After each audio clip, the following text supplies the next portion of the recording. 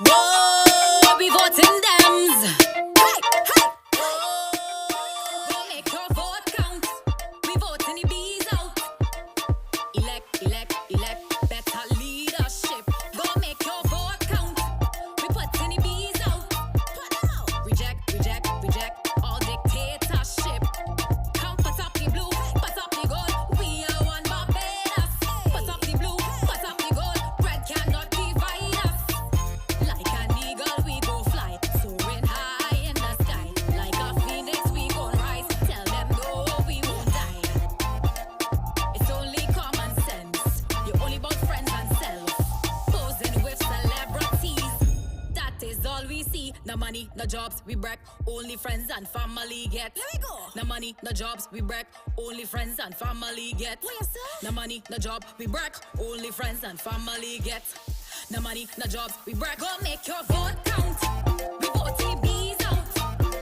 Elect, elect, elect. Better leadership. Go make your vote count.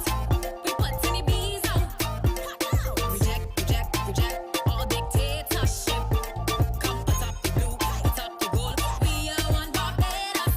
Put up the blue, put up the gold. Red cannot divide us. Like an eagle we go fly, soaring high in the sky.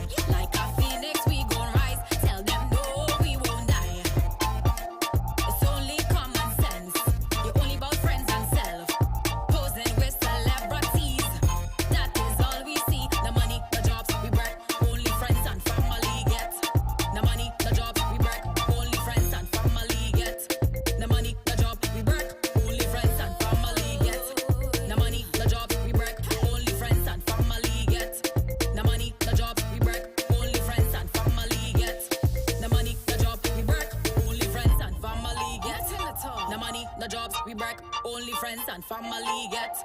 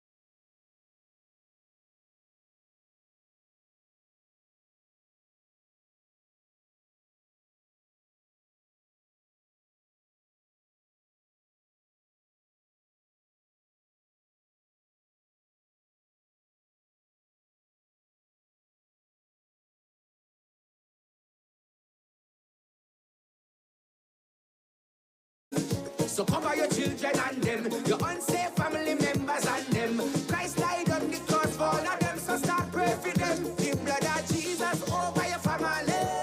Plead the blood over your family.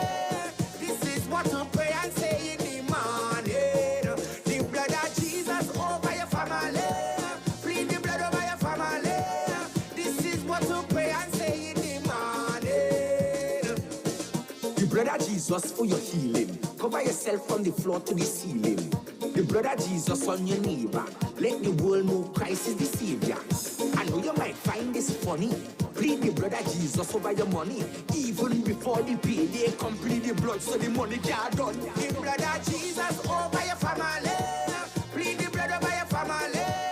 This is what to pray and say in the morning. The blood of Jesus over your family. Plead the blood over your family. This is what to pray and say in the morning. Yes. Hey. Blood of Jesus. Blood of Jesus.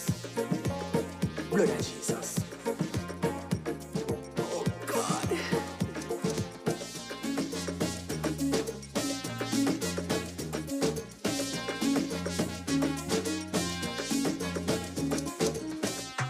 Wait, I gospel music this year. Yeah, man, right now we come to take back every jam in the name of Jesus. You know? We're taking it back, oh yeah, yeah. Straight back to Yahweh, hey. We take it back, we are praise God non-stop. Gospel we are sing till we drop. Take it back, all of the R&B, reggae, soca and hip-hop. Take it back, we are praise God non-stop. Gospel we are sing till we drop. Take it back, take it back, take it back, back, back, back, back. We now sing. Wait. Gospel music is it? Yeah, man, right now we come to take back every jam in the name of Jesus, you know? We're taking it back, oh yeah, yeah. Straight back to Yahweh, hey. We take it back, we are praise God non-stop. Gospel we are sing till we drop. Take it back, all of the R&B, reggae, soca and hip-hop. Take it back, we are praise God non-stop. Gospel we are sing till we drop. Take it back, take it back, take it back, back, back, back, back. We not sing about no M16 and Bushmaster, no 9mm. Why? People are there and go to hell every day and then I look to Christ with them visa. You know, cast not do at all, repent of your sin and accept Christ as your Savior. So when the judgment come, we shall all fire away and escape this your hellfire. What kind of music?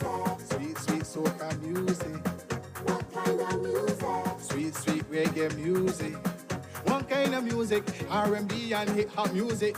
And if a spooja truck me a scar, we would have praised God to it. We take it back, we have praised God non-stop. Gospel we are sing till we drop. Take it back, all of the R&B, reggae, soca and hip-hop. Take it back, we have praised God non-stop. Gospel we are sing till we drop. Take it back, take it back. Take it back, back, back, back, back. We realize if in a praise and worship, some Christian don't appreciate it. Then I scarf and skin up them face and I tell people say, I the devil music, but the devil never create the music. Music created by the Most High, but the devil and the demon take it and abuse it and mash it up, and that is why we take it back. We are praise God non-stop. Gospel we are sing till we drop. Take it back. All of the R&B, reggae, soca and hip-hop. Take it back. We are praise God non-stop. Gospel we are sing till we drop. Take it back, take it back, take it back, back, back, back, back. What kind of music? Sweet, sweet soca music. What kind of music? Sweet, sweet reggae music. One kind of music, R&B and hip-hop music. And if a spooja truck me a scar, we would have praised God to it. We take it back, we have praised God non-stop. Gospel we are sing till we drop. Take it back, all of the R&B, reggae, soca and hip-hop. Take it back. We are praise God non-stop. Gospel we are sing till we drop. Take it back, take it back, take it back, back, back, back, back. We not sing. I using the blood. I using the blood. I using the blood. I put in the blood all over me. I using the blood. I using the blood. I using the blood. I put in the blood all over me. And let me go again. All over me, I put in it. All over me, I put in it. Blood of Jesus, I put in it. All over me, I put in it. All over me, I put in it. All over me, I put in it. Blood of Jesus, I put in it. All over me. The the demon. The blood came and rescue me from all of me enemy. The blood is me weapon to chase all the demon. The blood came and rescue me from all of me enemy. I putting it all over me, I putting it all over me, I putting it, blood of Jesus, I putting it all over me, I putting it all over me, I putting it all over me, I putting it, blood of Jesus, I putting it all over me, all over me, I putting it all over me, from me head straight down to me foot, I putting it all over me, I putting it all over me, I putting it all over.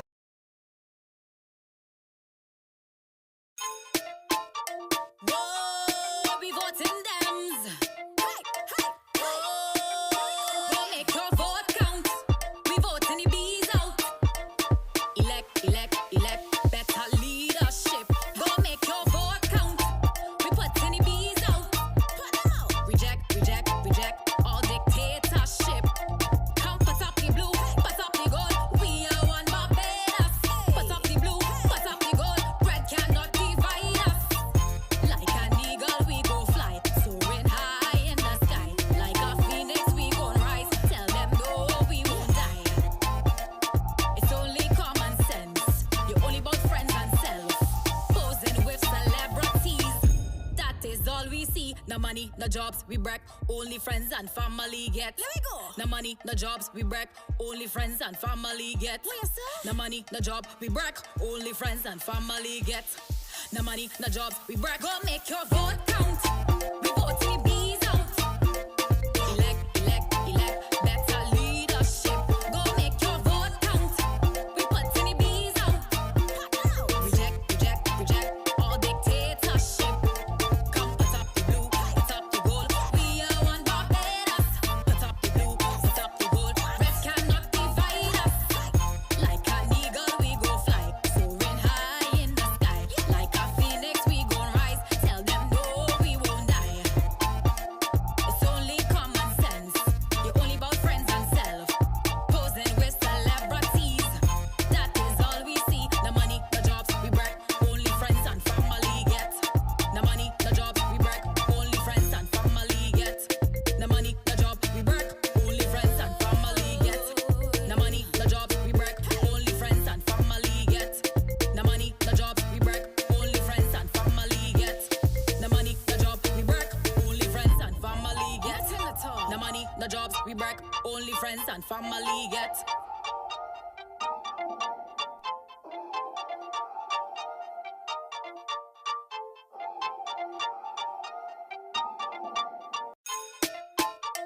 Whoa, we voting Dems. Hey, hey, oh, go make your vote count. We voting the bees out. Elect, elect, elect, better leadership. Go make your vote count. We putting the bees out. Put them out. Reject, reject, reject all dictatorship. Come put up the blue, put up the gold. We are one Barbados. Put up the blue, put up the gold. Red cannot divide us. Like an eagle we go fly, soaring high in the sky. Like a phoenix we gon' rise. Tell them no, we won't die. It's only common sense. You're only about friends and self. Posing with celebrities. That is all we see. No money, no jobs, we break. Only friends and family get. Let me go. No money, no jobs, we break. Only friends and family get. What you say? No money, no job, we break. Only friends and family get. No money, no jobs, we break. Go make your vote count. We vote the bees out. Elect, elect, elect, better leadership. Go make your vote count. We put the bees out. Reject, reject, reject all dictatorship. Come put up the blue, put up the gold. We are one Barbados. Put up the blue, put up the gold. Red cannot divide us. Like an eagle we go fly, soaring high in the sky. Like a phoenix we gon' rise. Tell them no,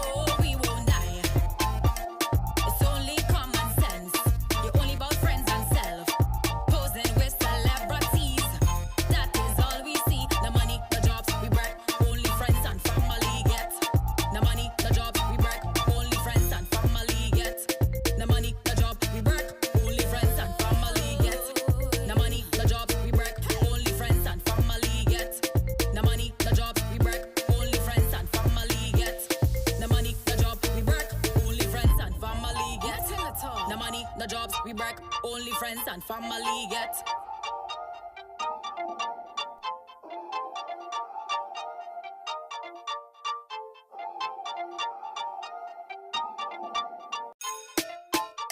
Whoa, we voting Dems. Hey, hey, whoa, go make your vote count. We voting the bees out. Elect, elect, elect, better leadership. Go make your vote count. We putting the bees out. Put them out. Reject, reject, reject all dictatorship. Come put up the blue, put up the gold. We are one Barbados. Put up the blue, put up the gold. Red cannot divide us. Like an eagle we go fly, soaring high in the sky. Like a phoenix we gon' rise. Tell them no, we won't die. It's only common sense. You're only about friends and self. Posing with celebrities. That is all we see. No money, no jobs, we break. Only friends and family get. Let me go. No money, no jobs, we break. Only friends and family get. What you say? No money, no job, we break. Only friends and family get.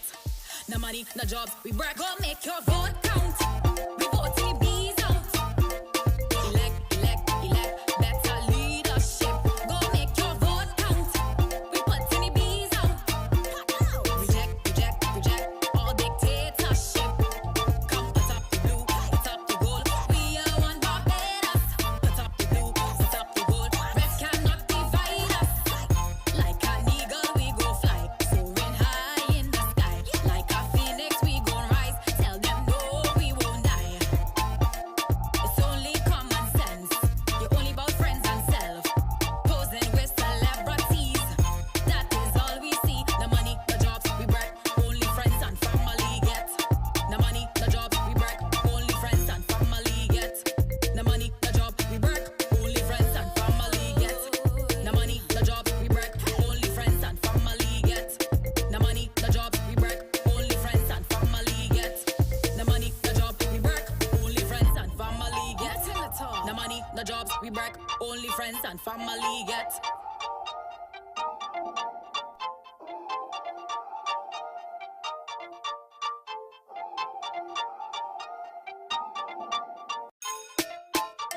Whoa, we voting Dems. Hey, hey, whoa, go make your vote count. We voting the bees out. Elect, elect, elect, better leadership. Go make your vote count.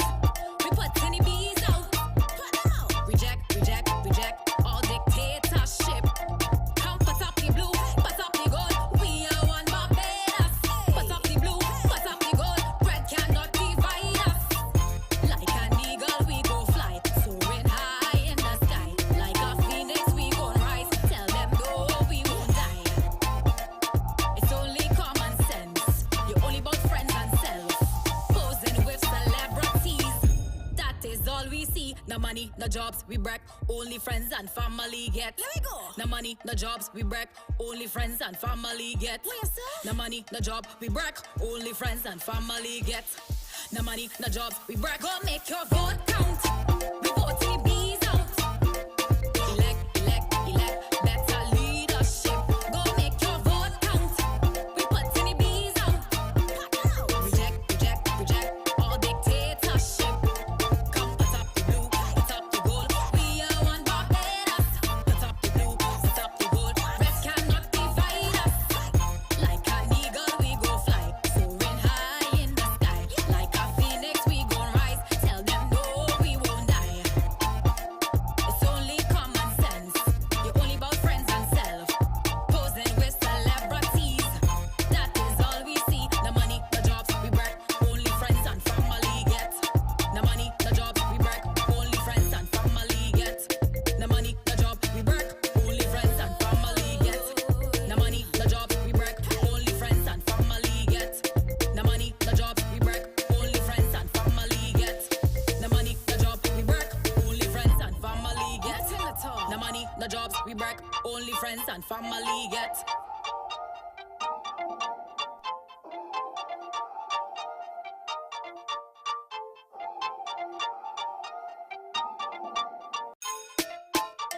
Whoa, we voting Dems. Hey, hey, whoa, go make your vote count.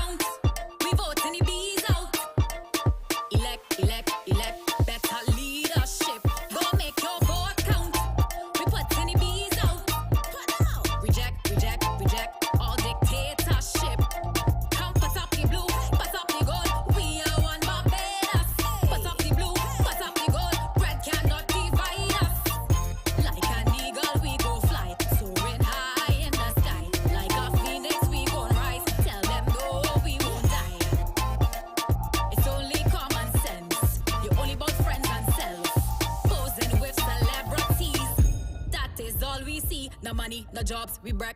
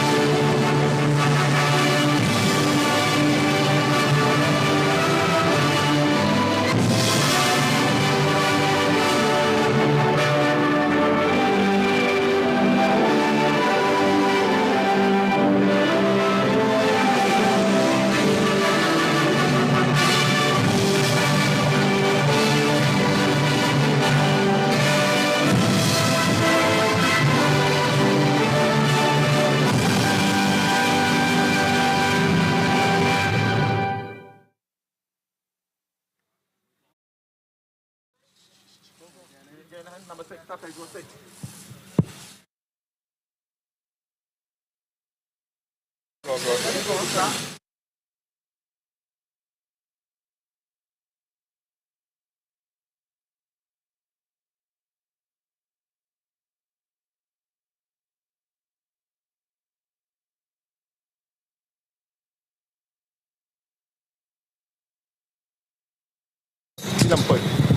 Good evening, ladies and gentlemen, and welcome to the Checker Hall playing field for One Barbados, the Democratic Labour Party campaign launch. What we're going to do right now, ladies and gentlemen, we're going to entertain you with some of the best of the gospel artists in Barbados, and I want you to just enjoy the music and the artistry. But first, what we're going to do is introduce to you the young, the talented, the princess of gospel right now. Ladies and gentlemen, Miss Trinity Clark.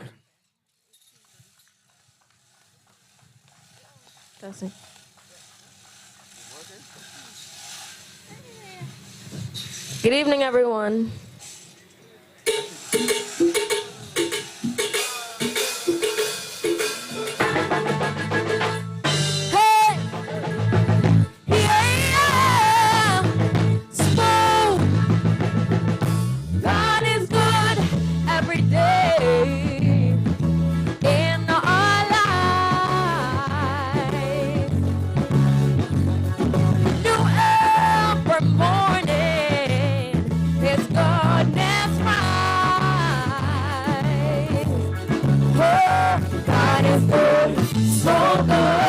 He's always good, so good. Man, you hear what I say, God is good.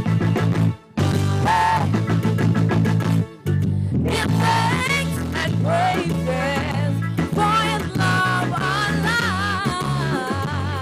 yeah. Goodness and mercy, that is mine.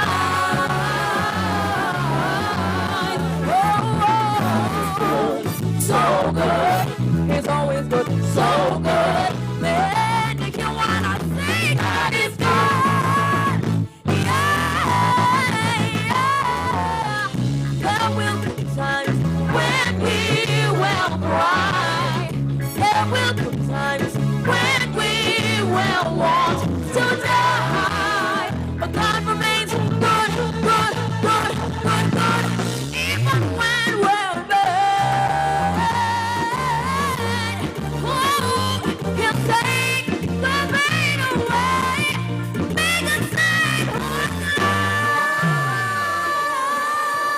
oh, God is good, so good. In the morning, God is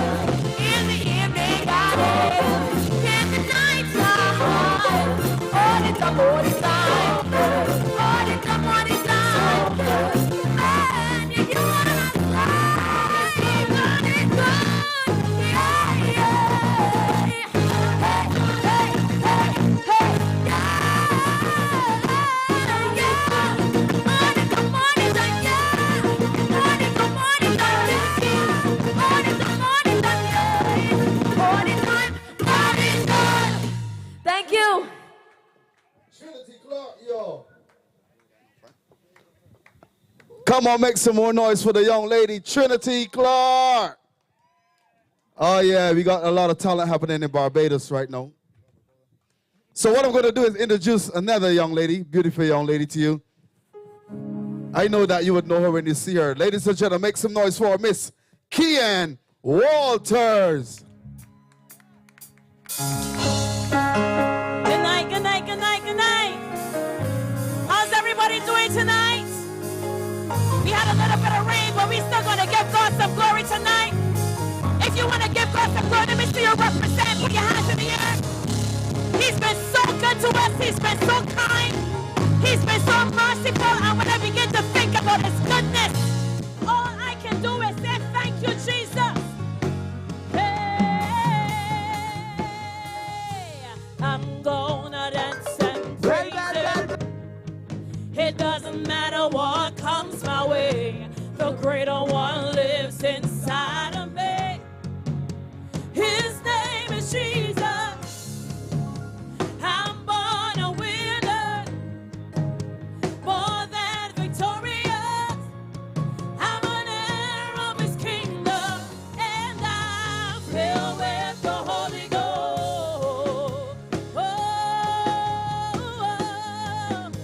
I'm gonna give God all the glory. It doesn't matter what comes. It doesn't matter what may. Yeah, yeah, yeah. Listen, I'm gonna dance and praise him. It doesn't matter what comes my way. The greater one lives inside of me. What's his name? His name is Jesus. Yeah, I'm born a winner, and I'm more than victorious. I'm an heir of his kingdom, and I feel filled with the Holy Ghost. I rejoice in him. I rejoice in him. I rejoice in him. 'Cause I'm more than a, I rejoice. I rejoice. I will rejoice, rejoice, rejoice. 'Cause I'm more than a conqueror. More than a conqueror. I am more than a conqueror. I said I am more than a conqueror. Oh, you are more than conqueror. Hey, I am more than a conqueror. Oh, I am more than victorious. Oh, I am more than victorious. More than victorious. More than victorious. More than victorious.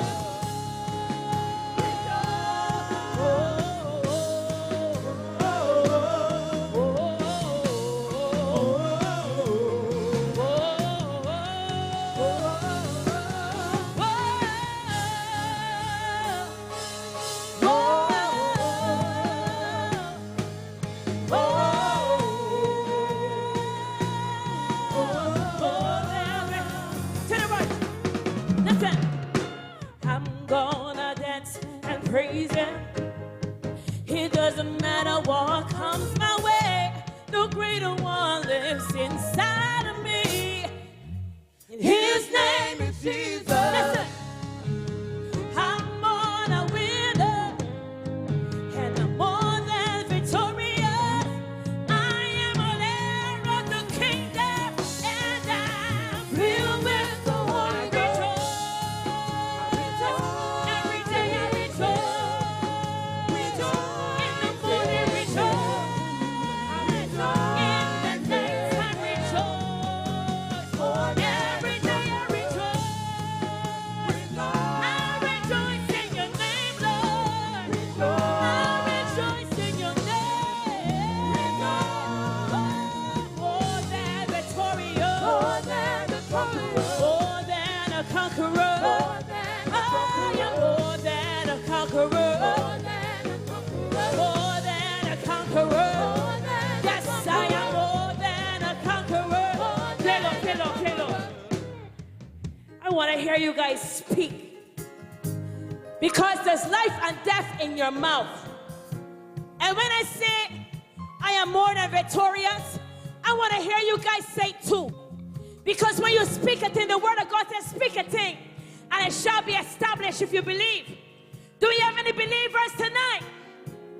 Play alone. Hey, can I hear the people?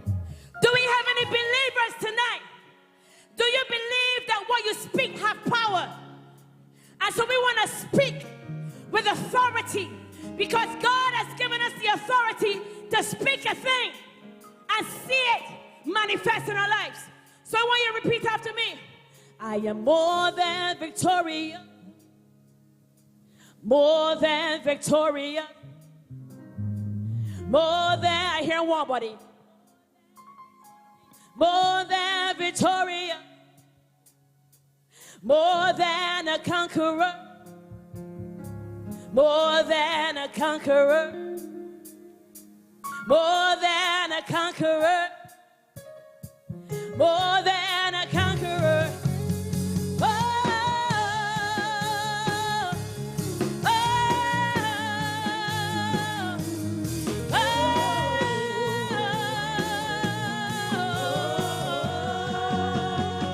I say,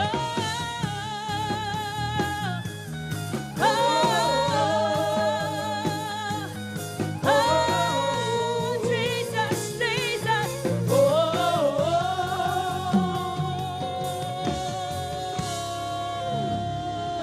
hallelujah. We are more than conquerors, more than victorious. If you believe, you will receive. Hold on to the great I am. Hold on to the King of glory. The Lord God strong and mighty. The whole earth is filled with his glory. Hallelujah. Let's get our waters. Come on, make some noise, yo. From one beautiful lady to another. Ladies and gentlemen, make some noise for Queen Donella. All right. Check out how you feeling. Now I heard Kian say, we are more than victorious. We are more than conquerors. But if you believe for your turnaround moment, and if you believe that it's coming, I want you to join us and let's praise God right now. Here we go. Yeah. And don't be shy to get up and dance. Here we go. You turn my weeping into worship. You turn my pressure into praise. You turn my mourning, come on, into dancing. And I will bless your hope. Let's do that again. You turn my hey, hey, hey. You turn my pressure into praise. You turn my mourning, and I will bless your hope. What did you do? Turn it around. Yes, you turned it around. Turn it around. You turned it around. Turn it around. Turned it around. Oh, you turned it around. Turn it around. God, you turned it around. Turn it around. What do we say? We say yes, Lord, yes, huh? You turned it around. Let's do that again. Let's do that again. You turn my weeping into worship. You turn my pressure into hallelujah. You turn my mourning into dancing, and I will bless your holy name. Again. You turn my weeping into, you turn my pressure into praise. You turn my mourning into worship, and I will bless your holy name. Come on, sing with me. You turned it around. Turn it around. Yes, you turned it around. Only God can do that. Turn it around. Come on, people. Turn it around. Yeah, you turned it. Turn it around. Got to turn that thing around. Turn it around. And I say, yes, Lord, you turn it around. Hey, you turn my weakness into worship. You turn my pressure. Come on. Into praise. Hallelujah. You turn my mourning into dancing. And I will bless the whole. Again. You turn my weakness into worship.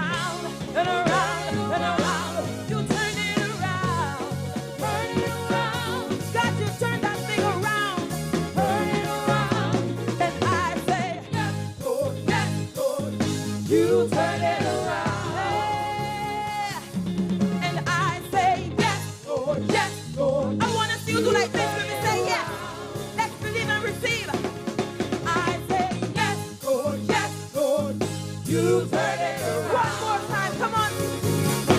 And I say, yes, Lord, yes, Lord. You turn it around. Hallelujah. Thank you, Jesus. Thank you, St. Lucie.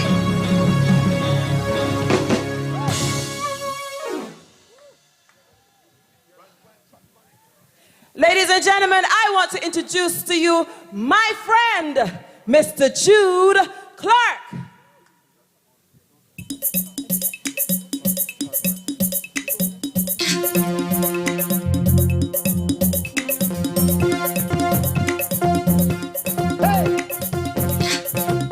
I can do some Joseph Nurse classes tonight, all right?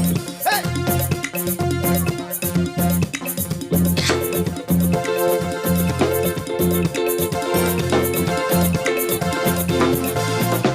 I'm running up the shining way. I'm running up the shining way. The devil's on my track, and he wants to turn me back. I'm running on the shining way. Oh, I'm running up the shining way. I'm running up the shining way. The devil on my track, and he wants to turn me back. I'm running up the shining way. Oh, let us pray until the power of the Lord comes down. Pray until the power of the Lord comes down. Lift up your hands, don't be afraid. And let us pray until the power of the Lord comes down. Oh, let us pray until the power of the Lord comes down. Hey! Pray until the power of the Lord comes down. Lift up your hands, don't be afraid. And let us pray until the power of the Lord comes down. Hey! The Holy Ghost power is coming down like a magnet.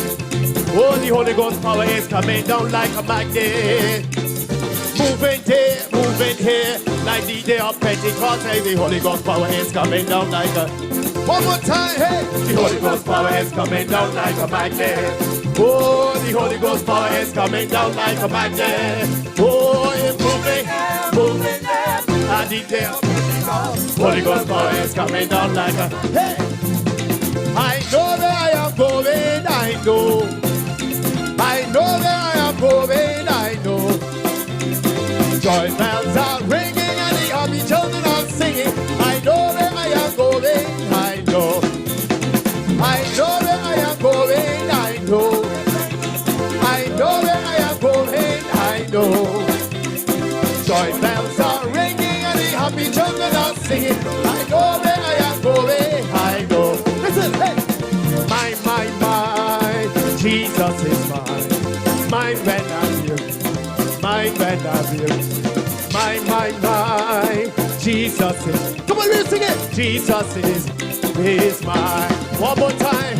My, Jesus is mine. Hey! Mine when I'm here. Mine when I'm here. Hey! My, Jesus is mine. Hey! Jesus is mine. Swing down, sweet chariot, stop and let me ride. Swing down, chariot, stop and let me ride. Rock me, Lord. I'm on. Hey! I've got a hold on me. One more time. I tell me, swing down, sweet chariot, stop and let me ride. Swing down, chariot, stop and let me ride. Rock me, Lord. I'm on. I've got a hold on me. Listen. There's something mighty sweet about the Lord. Oh, there is something mighty sweet about the Lord. It really doesn't matter what the people say. Something mighty sweet. One more time, hey! There's something mighty sweet about the Lord. Hey! Oh, something mighty sweet about the Lord. Hey! Oh, it really doesn't matter what the people say. There's something mighty sweet. Oh, amen, amen, amen, amen, amen. Come on, here we go. Amen, amen, amen, amen. One more time. Amen, amen, amen, amen. One more time. Amen, amen, amen, amen.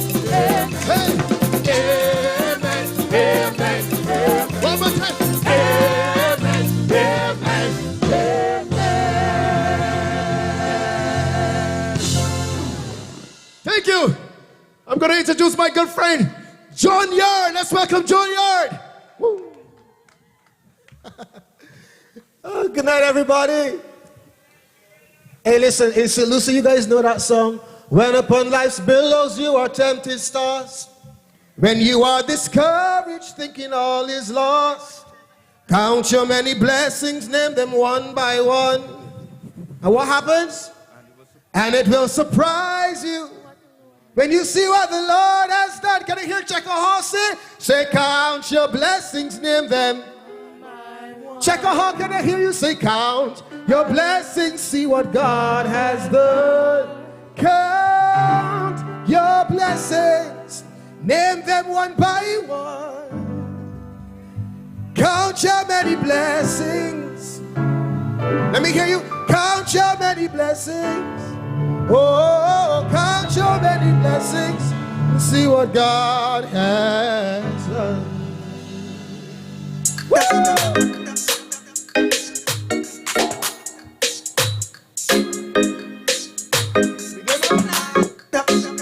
We good now? Yeah.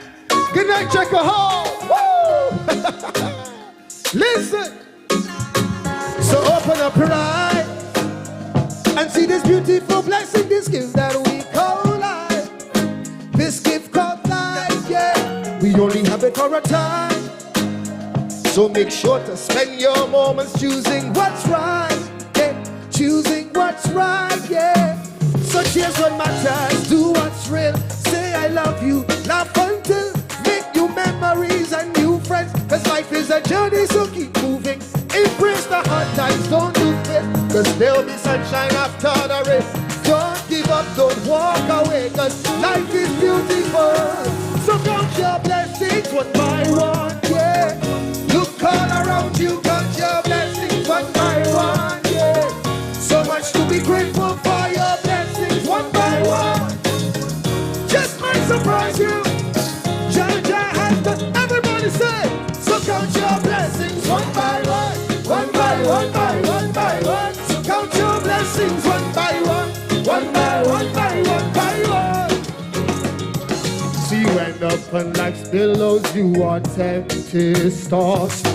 When you are discouraged thinking all is lost. Just count your many blessings, give them one by one. And it will surprise you. Everybody let me hear you say. Say count your blessings, give them one by one. Count your blessings, see what God has done. Little louder. Count your blessings, give them one by one. Count your many blessings, see what God has done. So count your blessings one by one. Look all around you. Count your blessings one by one. So much to be grateful for, your blessings one by one. Just might surprise you. Just how much? Check a hole. So count your blessings one by one. One by one by one by one. So count your blessings one by one. One by one by one by one. See 1 by 1, 2 by 2, 3 by 3, 4 by 4.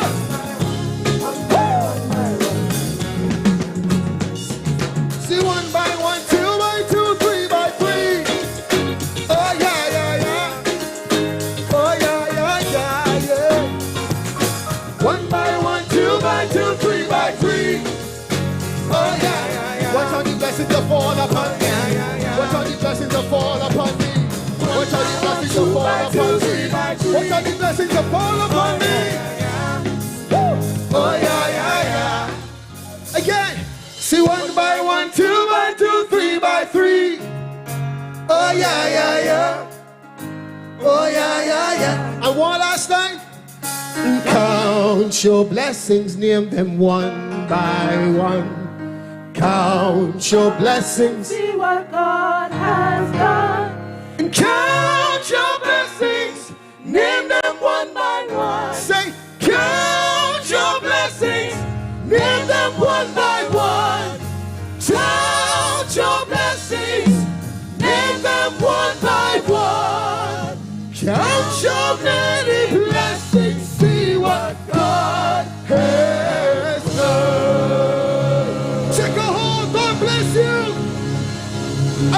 introduce to you my sister, my friend, Miss Nisha Watts.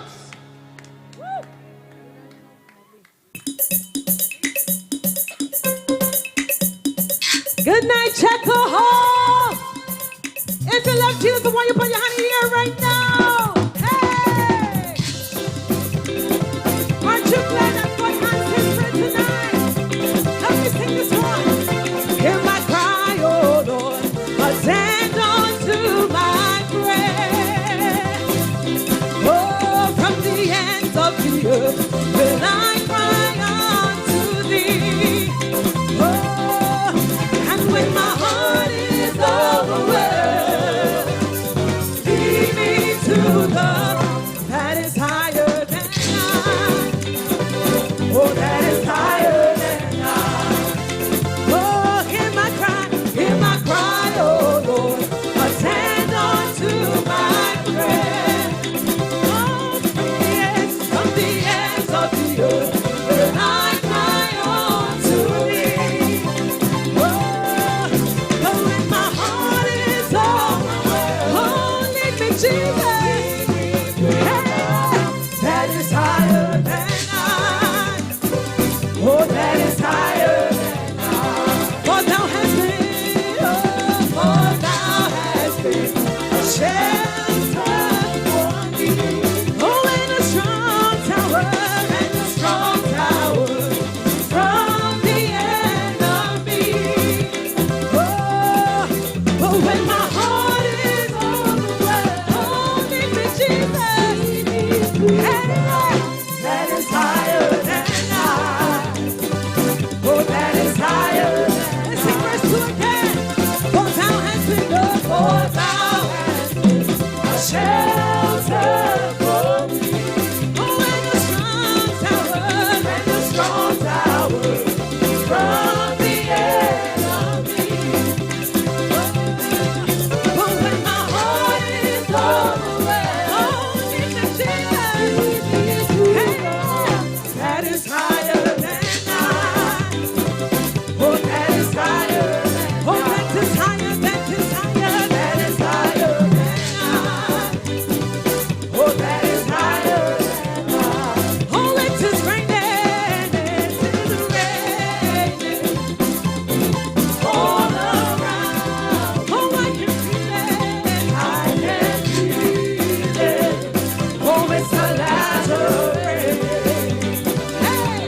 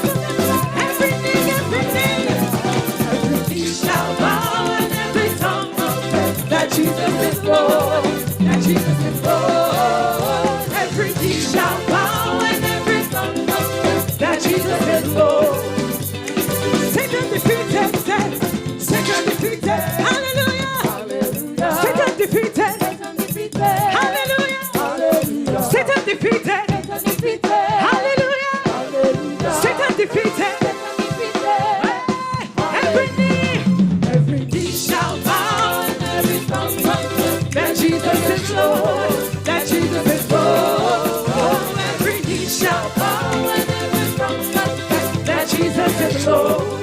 That Jesus is every knee shall bow and every tongue confess that Jesus is Lord.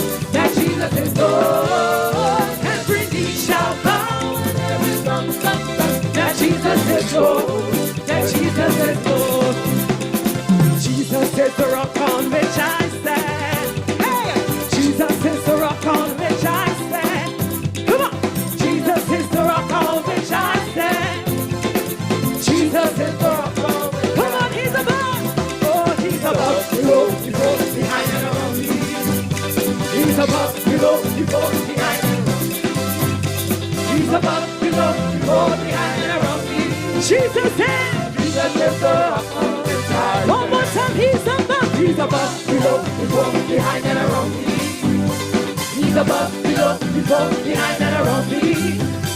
He's above, below, before, behind and around me. Jesus is the rock on which I stand. One more time. He's above, below, before, behind and around me. Come on tonight now. He's above, below, before, behind and around me. He's above, below, before, behind and around me. Jesus is the rock on which I stand. Thank you, God bless you, check it out.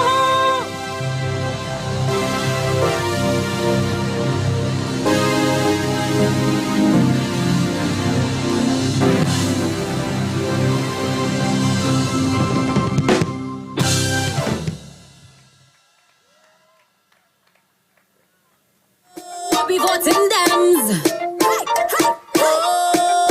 Don't make your vote count. We voting the bees out. Elect better leadership. Vote count. We putting the bees out. Put out. Reject all dictatorship.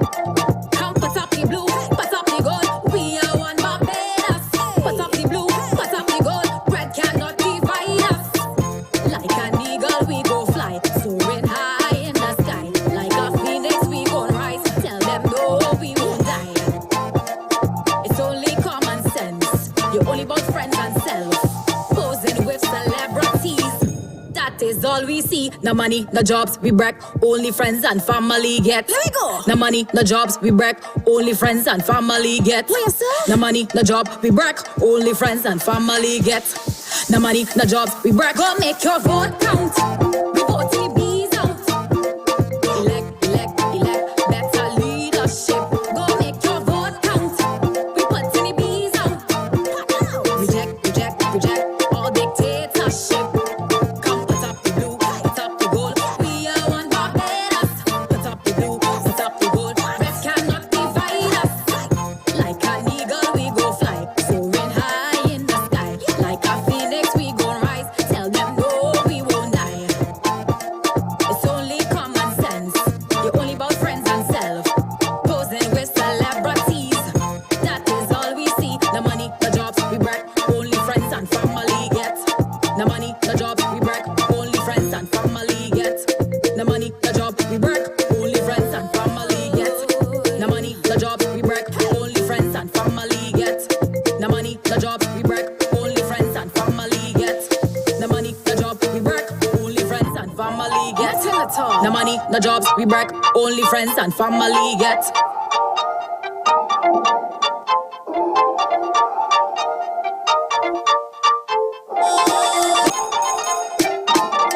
Whoa, we voting Dems. Don't make your vote count. We voting the bees out.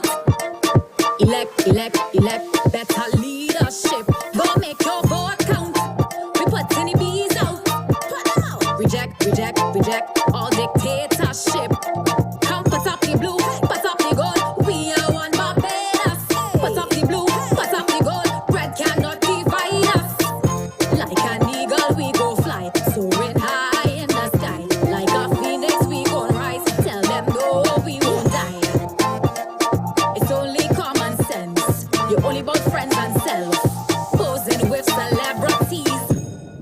is all we see. No money, no jobs, we break. Only friends and family get. Let me go. No money, no jobs, we break.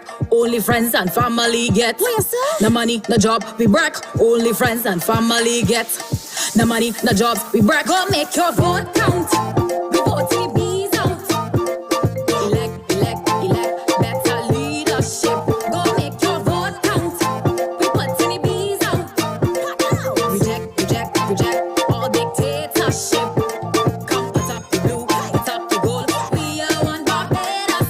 Put up the blue, put up the gold. Red cannot divide us. Like an eagle we go fly, soaring high in the sky. Like a phoenix we go rise. Tell them no, we won't die. It's only common sense. You're only about friends and self. Posing with celebrities. That is all we see. No money, no jobs, we break. Only friends and family get. No money, no jobs, we break. Only friends and family get. No money, no job, we break. Only friends and family get. No money, no jobs, we break. Only friends and family get. No money, no jobs, we break. Only friends and family get. No money, no job, we break. Only friends and family get. No money, no jobs, we break. Only friends and family get. Count. We vote till the bees out.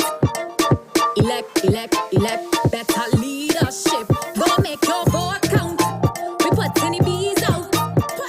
Reject, reject, reject. All dictatorship. Come put up the blue, put up the gold. We are one Barbados. Put up the blue, put up the gold. Red cannot divide us. Like an eagle we go fly, soaring high in the sky. Like a phoenix we go rise. Tell them no, we won't die. It's only common sense. You're only about friends and self. Posing with celebrities. That is all we see. No money, no jobs, we break. Only friends and family get. Let me go. No money, no jobs, we break. Only friends and family get. What you say? No money, no job, we break. Only friends and family get. No money, no jobs, we break. Go make your vote count. We vote till the bees out. Elect, elect, elect. Better leadership. Go make your vote count. We put till the bees out. Reject, reject, reject. All dictatorship. Come put up the blue, put up the gold. We are one Barbados. Put up the blue, put up the gold. Red cannot divide us. Like an eagle we go fly, soaring high in the sky. Like a phoenix we go rise. Tell them no, we won't die. It's only common sense. You're only about friends and self. Posing with celebrities. That is all we see. No money, no jobs, we break. Only friends and family get. No money, no jobs, we break. Only friends and family get. No money, no job, we break. Only friends and family get. No money, no jobs, we break. Only friends and family get. No money, no jobs, we break. Only friends and family get. No money, no job, we break. Only friends and family get. No money, no jobs, we break. Only friends and family get.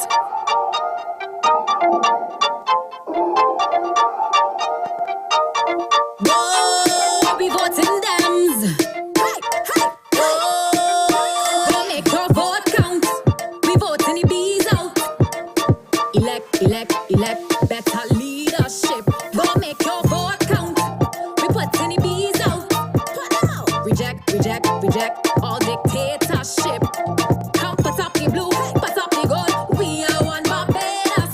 Put up the blue, put up the gold. Red cannot divide us. Like an eagle we go fly, soaring high in the sky. Like a phoenix we go rise. Tell them no, we won't die. It's only common sense. You're only about friends and self. Posing with celebrities. That is all we see. No money, no jobs, we break. Only friends and family get. Let me go. No money, no jobs, we break. Only friends and family get. What you say? No money, no job, we break. Only friends and family get. No money, no jobs, we break. Go make your vote count. We vote till the bees out. Elect, elect, elect. Better leadership. Go make your vote count. We put till the bees out. Reject, reject, reject. All dictatorship. Come put up the blue, put up the gold. We are one Barbados. Put up the blue, put up the gold. Red cannot divide us. Like an eagle we go fly, soaring high in the sky. Like a phoenix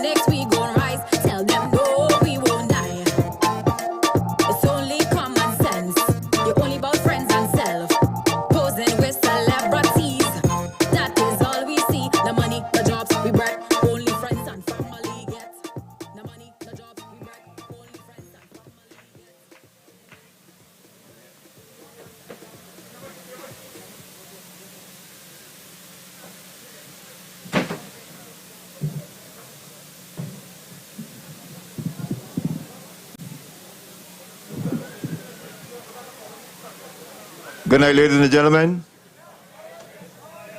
We're about to embark on the meeting aspect of tonight's function. And we're going to ask everyone to stand and reverence the Almighty Father at this point in time. We're going to have a word of prayer.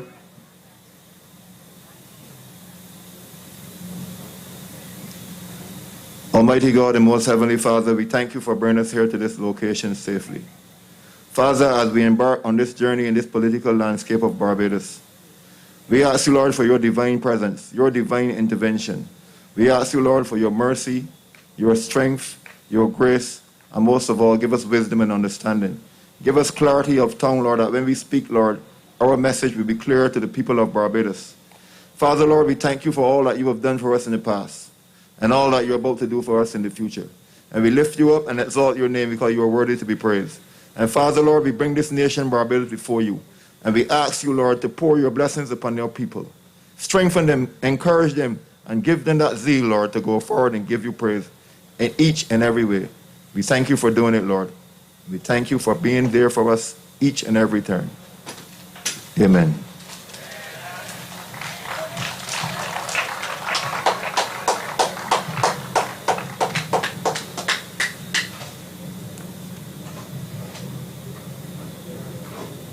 I think it's safe for me to take off the mask now. I don't see anybody at least 10 to 12 feet in proximity, so I don't think I'm breaching any COVID laws at this point in time. Good evening. Checker Hall, good evening. Sutherland, good evening. Broomfield, good evening. Woman, good evening. And to each and everyone within the hearing of my voice, welcome to the launch of a Democratic Labour Party's campaign for the 2022 general election.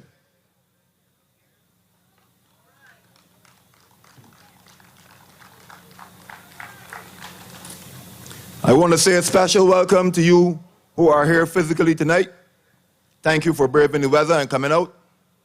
And we want to extend greetings to those who are joining us via the media, those social media platforms, the various forms, those who are here local and those international. Thank you for taking your time off your schedule and whatever you had to do to tune in to this meeting this evening.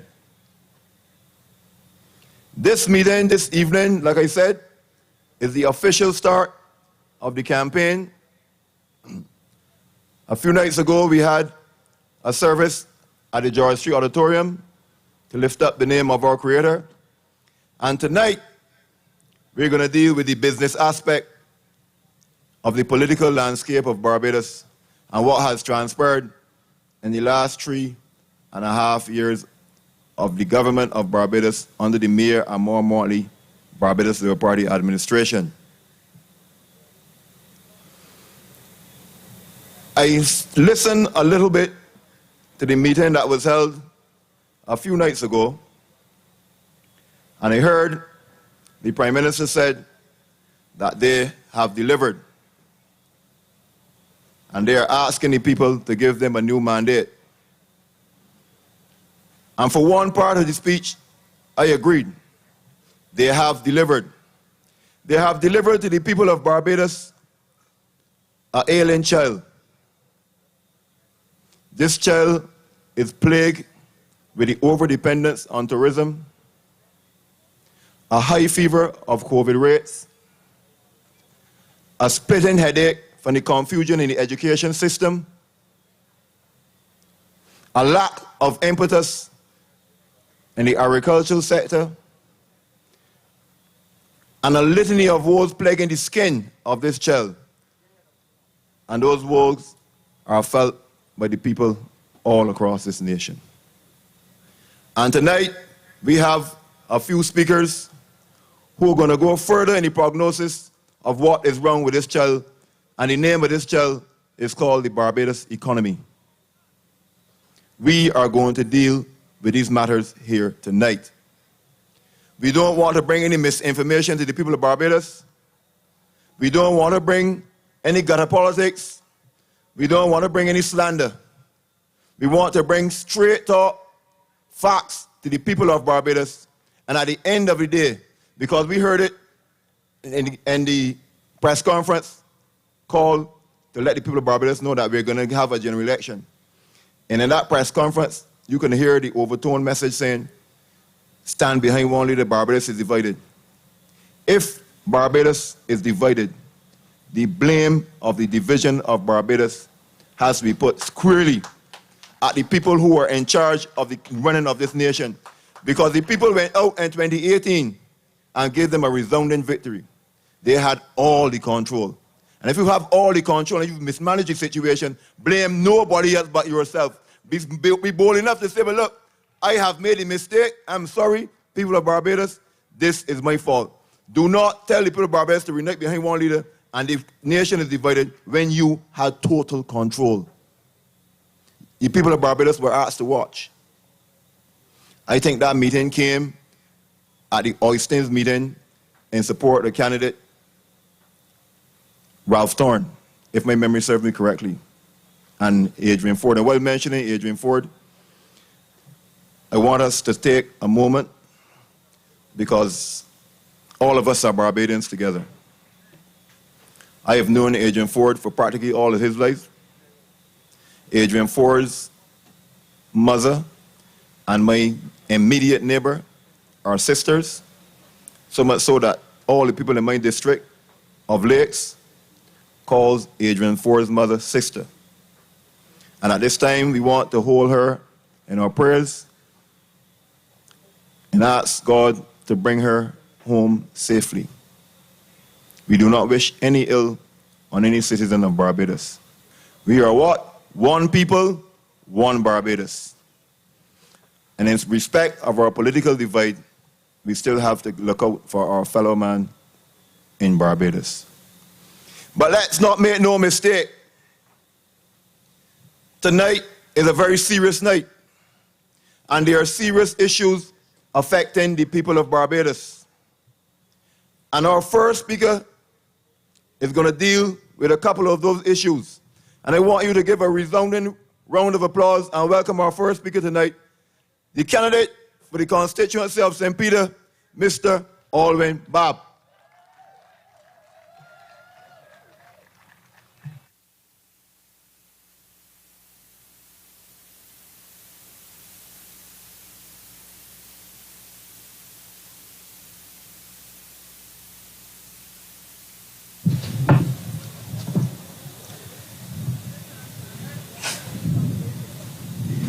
Good night, ladies and gentlemen. This is my first, or what you call, maiden political speech. And I was supposed to come up here with a good tune jumping, but I can't do that this evening. Not when the people of St. Peter are mourning the loss of a young budding athlete.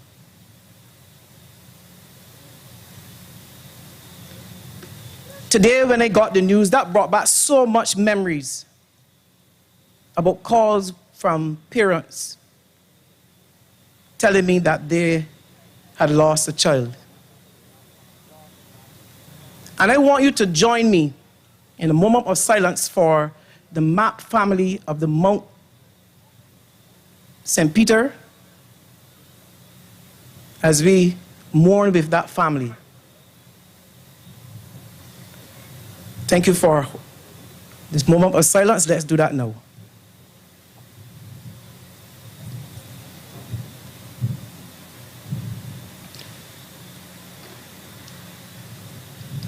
May he rest in peace. And I want to give one verse of a song to that family as they mourn. Be not dismayed, whate'er betide. God will take care of you. Now to the political meeting that we're here for. Good night, ladies and gentlemen. Good night. Good night, ladies and gentlemen, to all the people of Checker Hall, Half Moon Fort, Brownfield, Farswell, Maycott's Terrace, First State Village. And good night to all those persons who are joining us on all social media platforms. Good night to you who traveled here in your numbers, braving the showers to come and listen to our meeting. I am Alwyn Babb, the next representative of the constituency of St. Peter.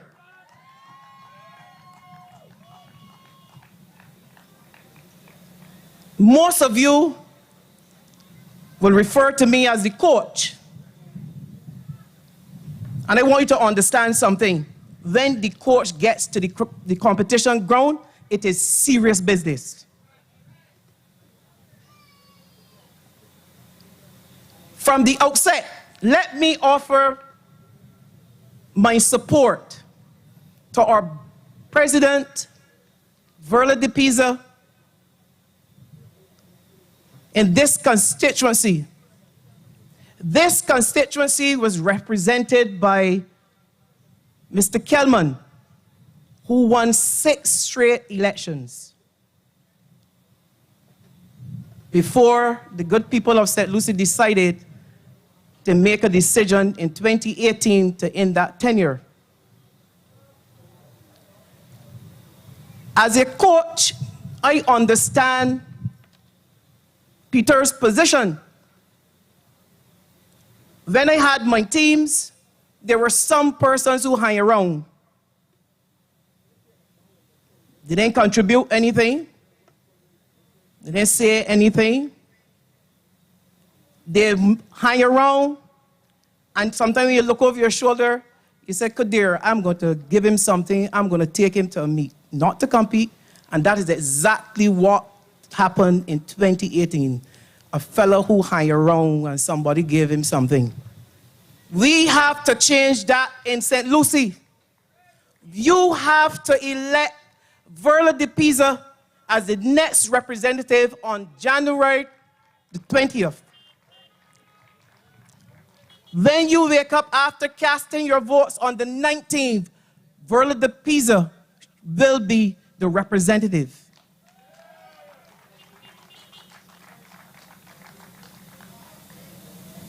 Now, I may be here for the first time, but I am not a newbie to politics.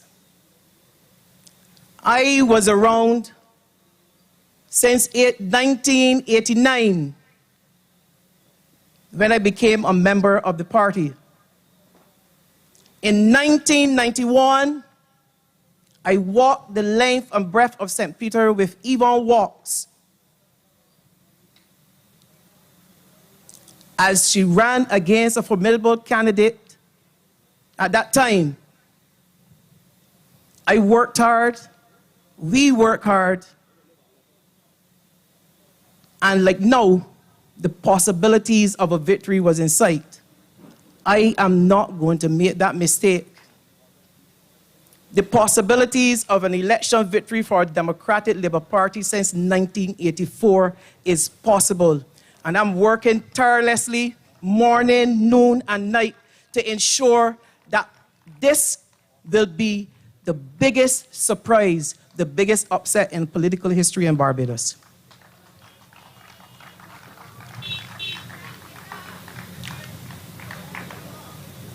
People ask why I became involved in politics. I'm a school teacher. I'm a coach because I love children. And when I saw the direction that this country was taking since 2018, I said to myself, I had to step up, move away from the placard waving, and offer myself as a candidate. To you, the good people of St. Peter, and to all of Barbados, you trusted me with the development of your children. I want you to trust me with their future. I have had successes in sport, Olympic Games, World Championships, Carifta Games. Some persons believe that it is some kind of luck. But I want to thank God for the privilege of giving me the talent to work with with those children from the Lestevon School and around Barbados. And I want to bring that recipe for success to representation as well. And let me give you some of those achievements. In 2007, I left Barbados, took a few athletes to Ostrava, and without any fanfare, any expectations, Shane Brathwaite received won a gold medal in the World Octathlon in an event that was dominated at the time by all European athletes. In 2009, when all of Barbados, I can remember the red plastic bags song Something Happening. Something happened in Berlin in 2009. Ryan Brathwaite won this country's first gold medal in World Athletics in the 110 hurdles. Ambassador Ryan Brathwaite. And I was there. I was the coach. Yes, I was the coach. I watched him develop from his junior years at the Lestevon School, inter-school sports, Carifta Games.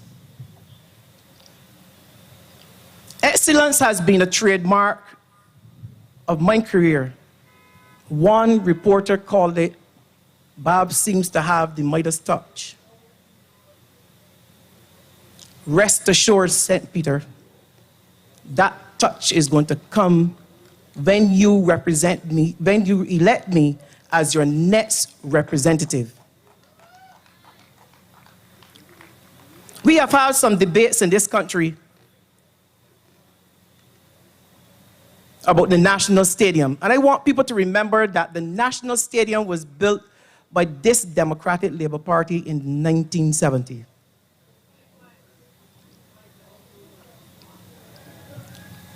And today, in 2022, instead of this country having a discussion about building a second facility, we are caught up in the debate of where to put a first in Barbados. Nobody seems to know whether we should go to UE, whether we should go to the stadium, whether we should go to Blenheim. We had John, who talked, and every time he opened his mouth, the deadline for the construction changed. He talked so much, he talked his way into detention. Then, all of a sudden, we had another fellow who could talk just as much. He escaped detention, but he certainly didn't escape the election coming. John was fired from someone who did not hire him. Dwight will be fired from the persons who hired him in St. George South. And they will return Dawn Marie Armstrong as the next representative of St. George South.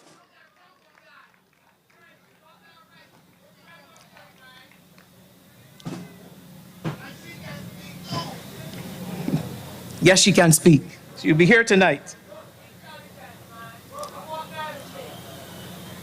You know, when I speak to my fellow coaches and teachers, sometimes we get confused because decisions are made in sports without discussion and consultation. Electing an Alwyn Babb will give those teachers, coaches, stakeholders a chance that when they look across the table, they see some person who has the passion and understands the language. Let me turn to St. Peter.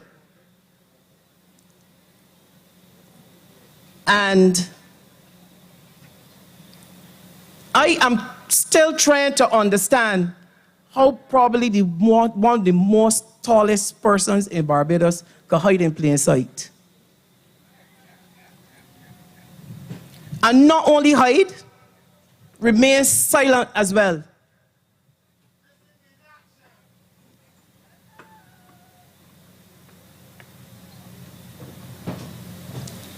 You know that we have had a water issue in that parish for years.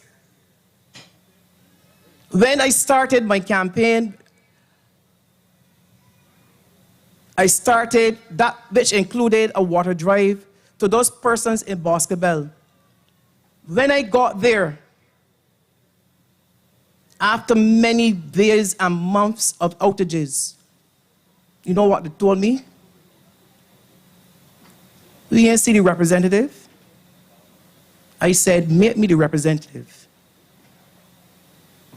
It is hard for families of 4 and 5, or even families of 2, to keep buying a case of water ranging from $15 to $20 just to get some drinking water.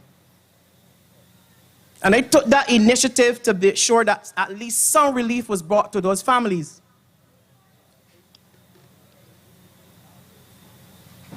We even had issues in the parish with the water tankers and the community tanks being filled on time.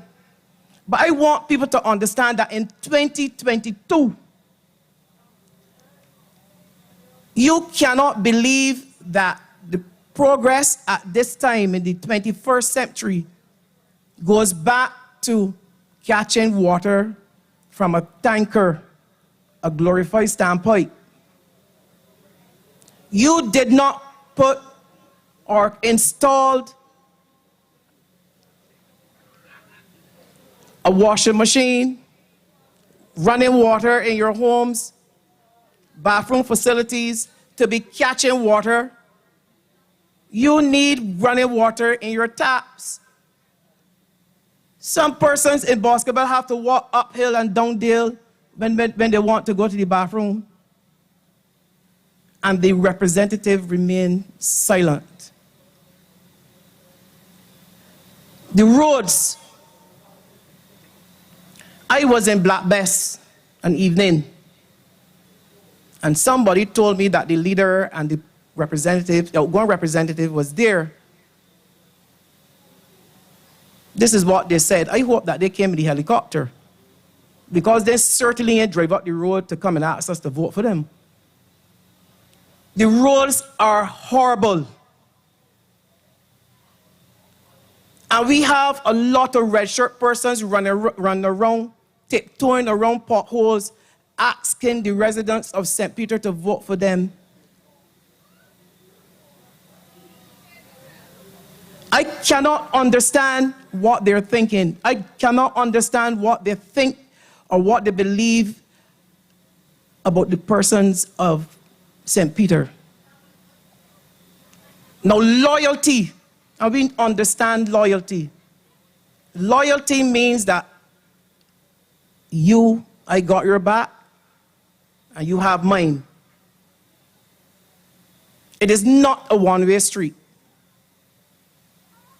So if those persons were loyal to them for all these years, and this is the treatment that they get, it is time to walk away from them. January 19th is the time to say to all of Barbados, we in St. Peter will not be used as a reference point for something called a stronghold anymore. If we in St. Peter voted for you to represent our needs, that is what you do. And don't come back after 3.5 years executing one of the most political disappearing acts in history to ask us to vote for you. For what?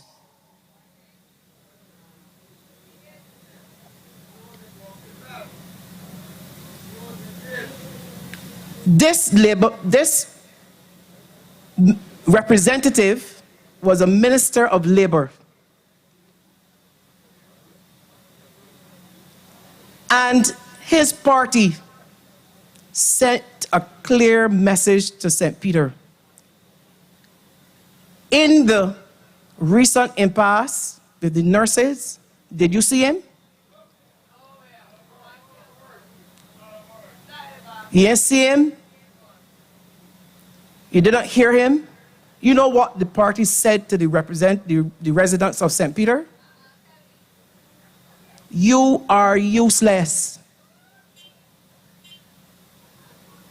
Because if you're having a dispute, a labor dispute, what is the first protocol? The labor minister gets involved and then it goes up. They bypass him. So they're saying to him, you are of no help.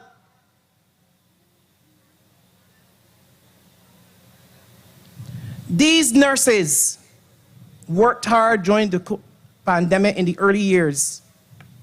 These nurses work even though they were not paid for months. And once they stood up for their rights, this party, this Barbados Labour Party, after not paying some of these nurses for months, withheld their salaries. Is this the kind of government that you want to continue with?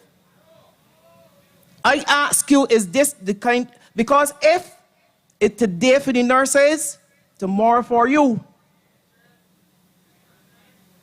We cannot continue with that. We cannot continue to live in fear. We cannot develop a culture where if you speak against, for your rights, against a government, that they would take those type of measures against you. And if people in Barbados are not concerned about that situation, then something is really wrong in our country.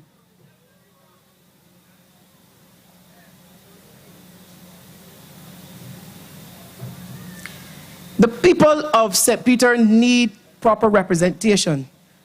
All across the parish, there is evidence of the talent in sports. There is evidence of talent in music. There are ambitions for young entrepreneurs.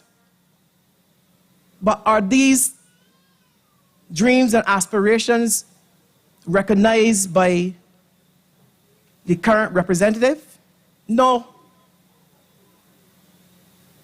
There was a program, an ash cleaning program. You ask him how many persons from St. Peter were part of that.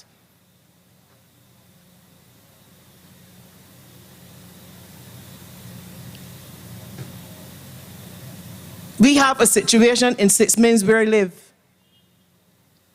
And don't you know that the residents took it upon themselves to do a test, a water quality test. They shared their concerns with the results. They informed the representative, and up to today, no response. Water, food, basic things of life. If a representative have no interest in those basic needs, then he no longer needs his job. I am ready, willing, and able to bring the proper representation to the residents and the constituents of St. Peter. St. Peter needs a touch of excellence and success, that same kind of excellence that I brought to sports. As a teacher and a coach, and let me talk to you tonight about gut feeling and instinct.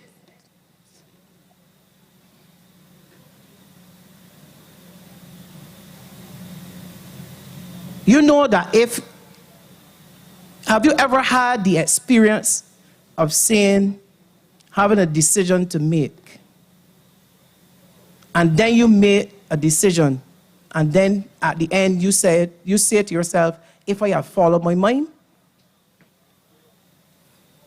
instincts and gut feeling. Since 2019, you had a gut feeling that something was wrong in this country.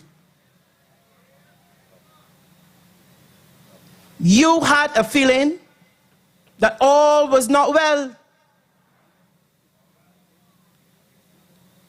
I want you to trust your instincts and your gut feeling. Because if it comes to you the first time, and if your instincts that is the situation, then that is it. And I want you to understand that on the January 20th, January 19th, January 20th, when you wake up, that you have trusted your instincts and elected the Democratic Labour Party to run the affairs of this country. Good night and God bless.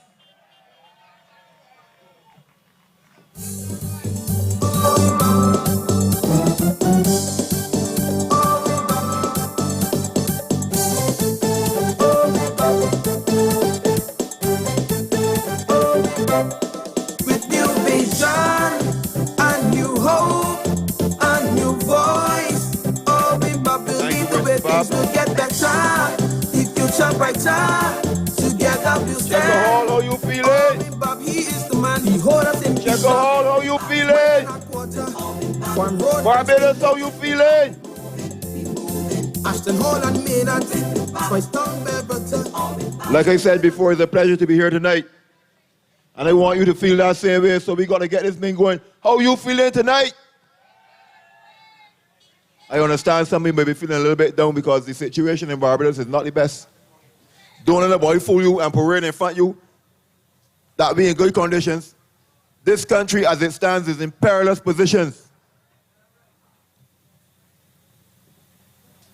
People came to office in Barbados, parading and spreading the message all across this country about debt, taxation, transparency, integrity. I wonder where part of these things going now. Because the debt in Barbados has risen astronomically. Because you can't be borrowing at every turn and don't think you can increase the debt. And beyond the borrowing, elderly people, civil servants, all those who have entrusted their money, because it was said in the previous years that the safest place in Barbados to put your money is in government paper and government bonds. And when people of Barbados can go forward in their numbers and take up the responsibility to assist the government and place in their hard-earned money that they will look to receive in the evening of their years, that they can sit down in their patio in the veranda and relax and put up the foot and see young children coming from school and say, good evening, ma'am, good evening, sir, and ask them how they do today. Those same people have been brought to tears because what they were looking for, the current government opened a barber salon and all those people's bonds got a haircut. That is not what the people of Barbados deserve. That is not what the people of Barbados deserve. Check out how you want here. Do you think the people of Barbados deserve that kind of treatment? We got to stand up for ourselves. We hear people saying that they deliver. Last election campaign, people parade all across this country. They can get people to listen to things. I wonder how many gas station workers get the raincoats. Because rain falling tonight. How many get the raincoats? How many get the boots? But we still watching. I want one to understand that we hear how much people can get their roofs changed too. How many roofs changed? So what people deliver? What people deliver? A bunch of empty promises. When I cannot be fooled with this thing again, do not stand for it. Get up and go out and vote in your numbers on January 19th from 6 a.m. to 6 p.m. Vote for the Democratic Labour Party candidate in each and every constituency. Make sure that you let people know with your vote that you are not standing for this kind of treatment in Barbados anymore. This is not one-upmanship or one party. This is a democracy, and we will stand for democracy in Barbados. Nobody can mama girl, we even a lot of foolish long talk. We were educated freely by the Democratic Labour Party. And that education must be put to use. And if you don't put that education to use, people can take you for granted. Do not be fooled again. Do not drink from the cup of the red Kool-Aid. But I can't tell you if somebody offer you money what to do with it. Because this is still part of the Yuletide season, and this is the time when people get gifts. So if somebody present a gift to you, be kind as we are Barbadians normally do, and say thank you. Say thank you, but no thanks. Because in this dispensation, if somebody allowed themselves to be bought, as a man always said, if you go out there and you eat the devil's breakfast, do not expect to skip his lunch. So when people treat you the way they do, it's because they have already do what? They have already bought you. I hear people saying to all and sundry to stay the course. But we want them to understand certain things. We are in desperate times. And desperate times call for desperate measures.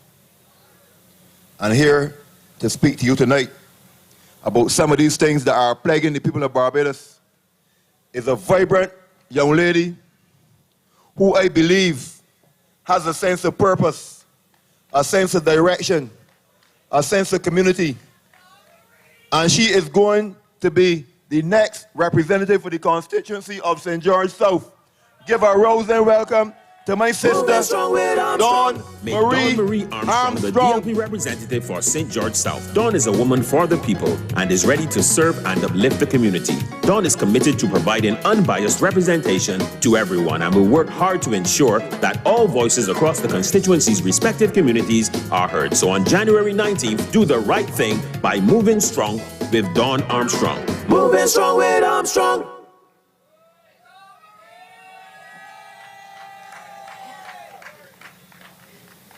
Good night, Checker Hall.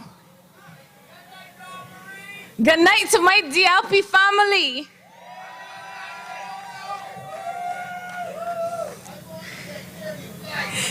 This moment is so surreal. And you know why it's surreal? The first time I had on this shirt, I was 8 months pregnant.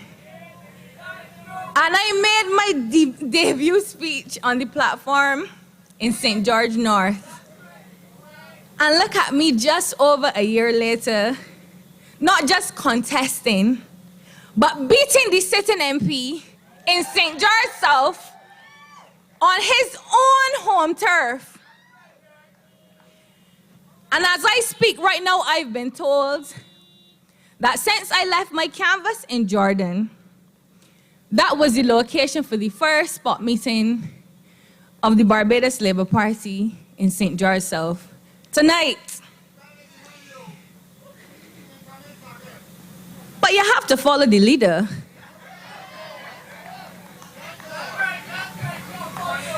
If you were not following the leader, you would not know how to play this game. But the truth is, everyone knows where I stand. And when I speak, I do not just speak for myself, but I speak for every young person in this country that wants to see Barbados reinstated to where it was before 2018 and before the Barbados Labour Party did as they liked with this country. But our youth suffer the most. And I will continue to speak about the youth because when the Barbados Labour Party went out to them in 2018 with all of the promises, they promised them, a land flowing with milk and honey. And right now, all I can see for our young people, again, more promises, more plans. But the young people in St. George South have told me that they do not care what the Barbados Labour Party say, that they have to come better than 2018 in order to get their vote, or do not come at all. But since I arrived first, it is alleged that they have decided to pick me. And in me, there is a good choice. I stand before you as a young woman who has known hard work, who has known what it is to strive, but most importantly, who knows what a taste of success is. And by knowing it and getting it from the ground and coming up, I believe it is my responsibility in contesting the seat in St. George South for a seat in Parliament to pave the way for other young people to follow. It is my duty, and it will be the task of the Democratic Labour Party to make sure that the youth of this nation are uplifted in years to come. We don't have time to talk. And I don't have time to play. Because when I think about the youth of working class families for the last 3.5 years, it hurts my heart to know that the most disadvantaged amongst us have been further disadvantaged under the Barbados Labour Party, and it seems as if they do not intend to right these wrongs. But you get and talk about being a political newcomer and being out of my depth, and some of you have served 2 terms and still do not have a clue as to what to do with this country. But I asked about the Barbados National Youth Policy, and I called them out and let them know that I have not seen it. I do not know if it is driven by research. We want to know what is happening with it. And then the next day, we see on Twitter that the draft is ready, and I've been told that they want me to peruse it to offer some feedback. It is a non-partisan effort, they say. If it was indeed non-partisan, why did you not consult the young Dems? If it is indeed non-partisan, why was I, as spokesperson on youth, not consulted? My candidacy was announced 7 months ago. I have been advocating day in and day out on the ground, in the press, on social media, for our youth to get a look in. But the second that people hear, well, this young girl know what she's talking about, y'all now decide to get in touch to let me know the project is non-partisan and you want my feedback. When you are speaking about the youth, you have to understand that each demographic is different. We have our 12 to 17-year-olds who are adolescents, who require a different level of support, who require a different level of intervention, and we have our young adults who have it the hardest in this climate. The 18-year-olds to 25-year-olds leaving school without any job prospects, leaving school without any opportunities, no direction. You create a youth policy without getting into communities and mobilizing youth support, and then put it on Twitter and say it is available for us to read. How many of our young people were engaged before this draft was laid out?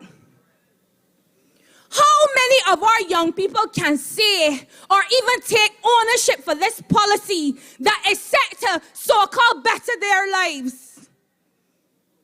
But the bell has been rung for January 19th, and all of a sudden, 2 weeks before it is ready. But I will gladly peruse it, keep it under my wing, because after January 19th, I will be taking control of that.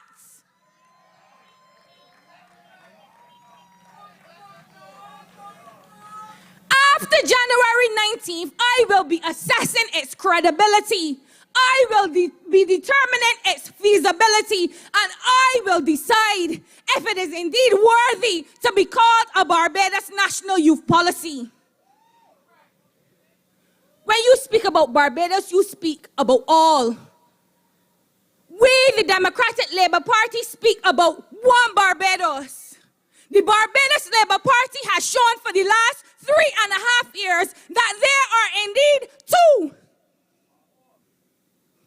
The Barbados that serves them and the Barbados that they are, I guess, supposed to serve. Because as far as I'm concerned, they only serve themselves. But yet you come back or tweet to us. We're here to serve the young people. Optics, illusions, talk. You have people sitting on a committee with so much privilege that they can't go into certain communities and sit down and talk. They don't know how to relate to young people. Certain spaces they can't even go in, they don't know what to say, but yet you want to come and say you have all of this knowledge and education about what our young people want. But since you have all the knowledge and education, let me get into the facts. So we know for a fact that under this administration, we have had the highest crime rates in the history of this country. The highest. And this administration has taken up our valuable time. Yes, with the pandemic, it is important. Our lives need to be saved, but our young men and young women need to be saved as well. I have not heard one press conference to this day beginning to address the issues of crime and violence amongst our youth. I have not heard one press conference acknowledging the fact that most of these young offenders come from working class families. I have not heard one press conference addressing the high unemployment in this country. And you know who are the persons and the families that are unemployed? The women, the matriarchs, the mothers. And I have to speak about single mothers. I have to speak about single parents. Because when you live in a household and you are trying your best to make ends meet and you have children to support, and you are struggling to deal with it mentally, and this is another thing that I cannot seem to understand. Barbadian women and Barbadians are struggling with their mental health. And not one person has stopped to come out and say, let me speak to that mother. You see women aggressive and frustrated, and we don't know why. But we are quick to label and judge, failing to recognize that the climate that the Barbados Labour Party has created in this country is one of oppression. And dare I say depression for the working class people in this country. And you sit and you judge.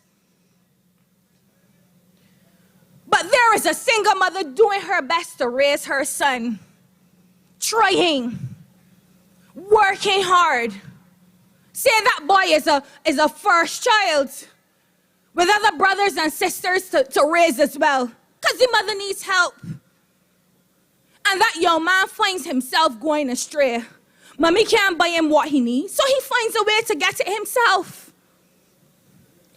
If the government really had a plan for our young people, do you think that our women and our young mothers and our single mothers, and don't forget the single fathers, would be left alone to cope in a pandemic? This time has saw unprecedented socialization for families in the house. And I mean in small communities, 6 and 7 people in one home that barely saw each other before the pandemic. Emotions running high. 4 or 5 people in a household unemployed. And yet this government has not taken 1 hour to get on TV to begin to address unemployment. But we see allocation to memorials. And we see people going on diplomatic trips. And And we see the look at me, look at me, look at me. Who am I? The people that went to the polls in 2018, voted you in, now have to sit down and beg for crumbs off of your table, even though the taxpaying dollar is propping up this country and this government, and Bajans cannot live in it.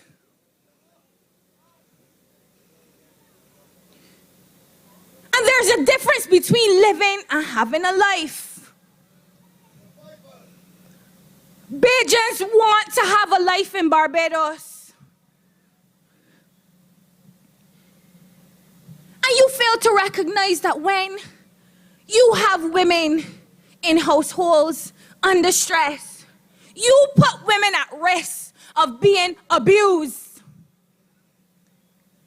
It has been reported across the world that domestic violence has risen to exponential numbers in the pandemic, and we do not know here how this has impacted Barbados. Where is the support for our women? And we are a proud people. No woman will want to come out and tell you that she's being abused. But it is happening, and no one knows.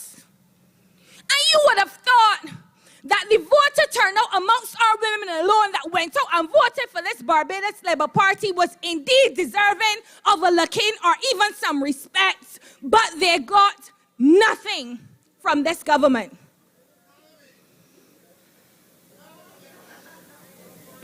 How have our children been coping?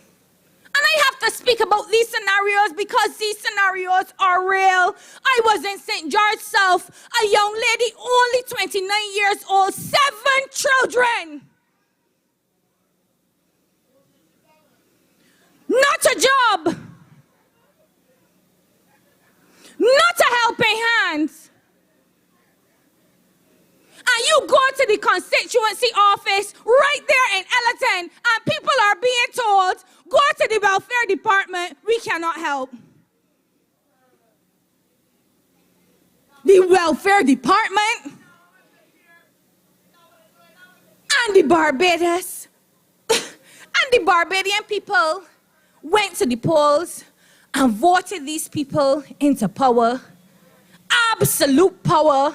And in the time when Barbadians need this government the most, the only thing they can get when they call or decide to go into the office is instructions to go to the welfare department that is already heavily exhausted for assistance. I say this has to end come January 19th. Check how this has to end come January 19th. And in your representative, Verla, DePeiza, and in me, Marie Armstrong, you have 2 women with families, with children that truly understand what it is to sacrifice, that truly understand what it is to care. And you have our Prime Minister stealing our hard work, the blood, sweat, and tears that we have put into bearing children and raising them in this country, coming again 3.5 years later to say she still cares. But how, ma'am? But how do you care? How have you shown it? What have you done? And you all compare my president to this Prime Minister, and I say this without apology, you cannot compare a bulldog to a Great Dane.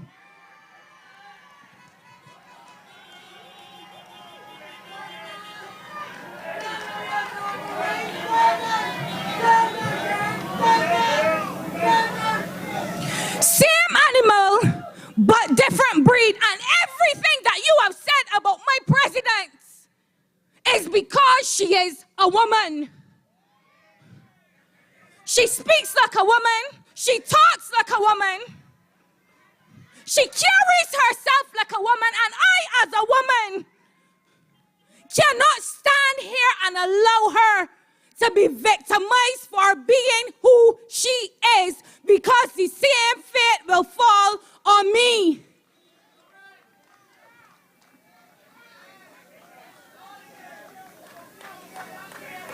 We women have strength. We have power. We carry ourselves with dignity. We respect people. We treat people as we would treat our own children, because we don't want anybody to mistreat them when we are gone. I want it to end tonight. Verla DePeiza deserves your vote. Verla DePeiza deserves this seat. And Verla DePeiza deserves everything that is to come after the Democratic Labour Party wins this election.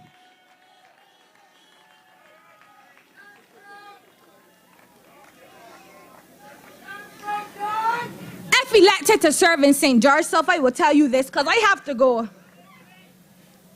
I will be recommending the hiring of trained psychologists in every single community center across this country.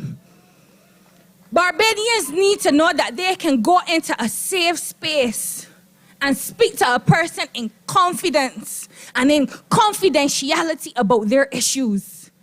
But you know, when we recognize that mental health is a problem, when persons end up in the psychiatric hospital, and when persons are on so-called pills, failing to recognize that the psychiatric hospital is the end of a long, winding, and hard road. We need early intervention in this country. Too many of our people have fallen victim to the lack of support for mental health in this country. I, Dawn Marie Armstrong, will be the first politician that will implement a mental health policy in this country. I am qualified to do so. I am educated to do so, and I have the passion that burns within me through the Democratic Labour Party for the people of Barbados. Mental health is no longer taboo because it affects all of us. And we need to change this conversation. And in changing the conversation, I say again, we will change the course.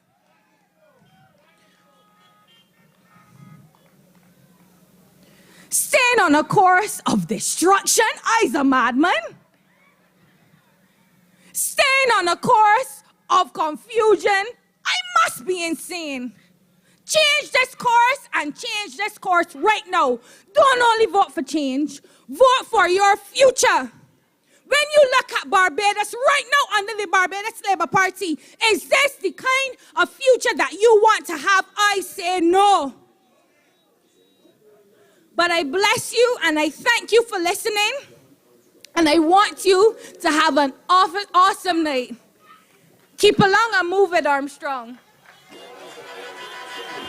Dawn Marie Armstrong, the DLP representative for St. George South. Dawn is a woman for the people and is ready to serve and uplift the community. Dawn is committed to providing unbiased representation to everyone and will work hard to ensure that all voices across the constituency's respective communities are heard. So on January 19th, do the right thing by moving strong with Dawn Armstrong. Give it up for Dawn Marie.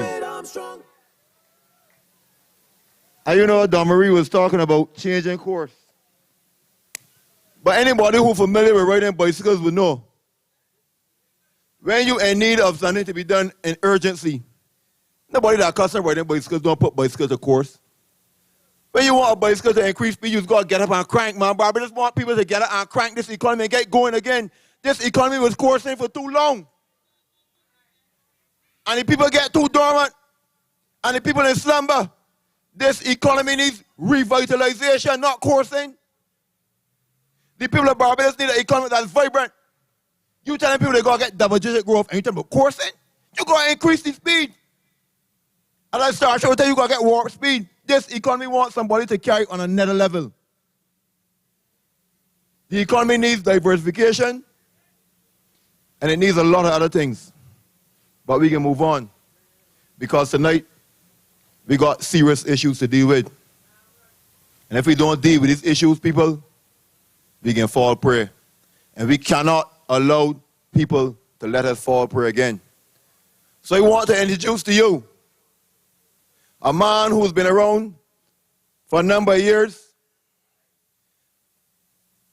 has a wealth of experience and knowledge, took Barbados to #1 status in the world as a destination in tourism. Not what we have today. What we have today is an aspiration to get back there. But we got a man that been there. And tonight I want to give a rousing round of applause and welcome on stage no other than the next representative for the constituency of St. Michael South Central. Give it up for Richard Seeley. Well, when the best with Marshall, I can tell. Well, Seeley no land. Vote for Seeley and breathe. Vote for Seeley and breathe. He's the man for we. Vote for Seeley and breathe. Vote for Seeley and breathe. Unemployment high, people brat. Richard Seeley not to put the people in check. No long talk, we doing this correct. Things gonna happen and moves gonna make. Jobs must come cause the people gonna work. Schools gonna open cause the children must learn. Cost of living is my main concern cause I know get paid, my money done burn, so breathe. Walk the Seeley and breathe. He's the man for me.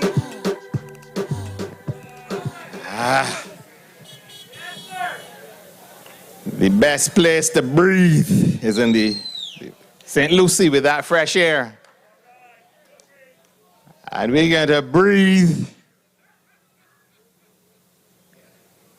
come January 20th when we will usher in a new government.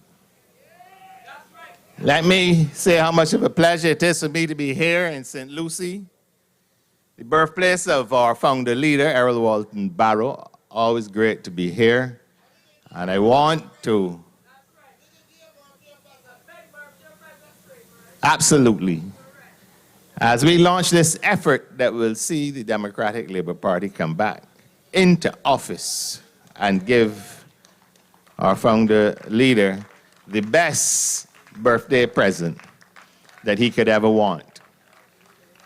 Interesting, of course, the only parish that has a female name, and our first female president will be the first female MP for the parish of and constituency of St. Lucie. So I'm very happy to be here to support her candidacy and her in St. Lucie. I'm very glad to see all of you out, and I want to, of course, wish all of you a splendid and blessed New Year 2022 and encourage you to be safe in these times. This is an event that is necessary, but we cannot, of course, allow the fact to go through outside the off stump that, truthfully speaking, we should not be engaging in an exercise like this. I said it elsewhere and I will say it again. It was a monumental act of selfishness to call an election like this during a pandemic. I've described myself as a uber patriot. You have to put the country first.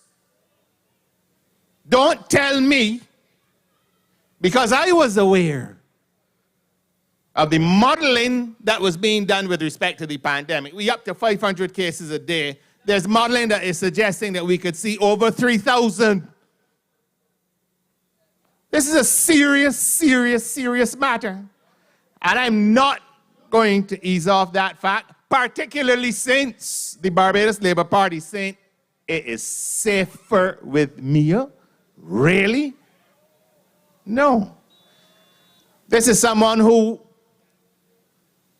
the very first thought they have every morning is about something political, something about them, and not about the country. And that is dangerous in the best of circumstances, and is especially dangerous during a pandemic.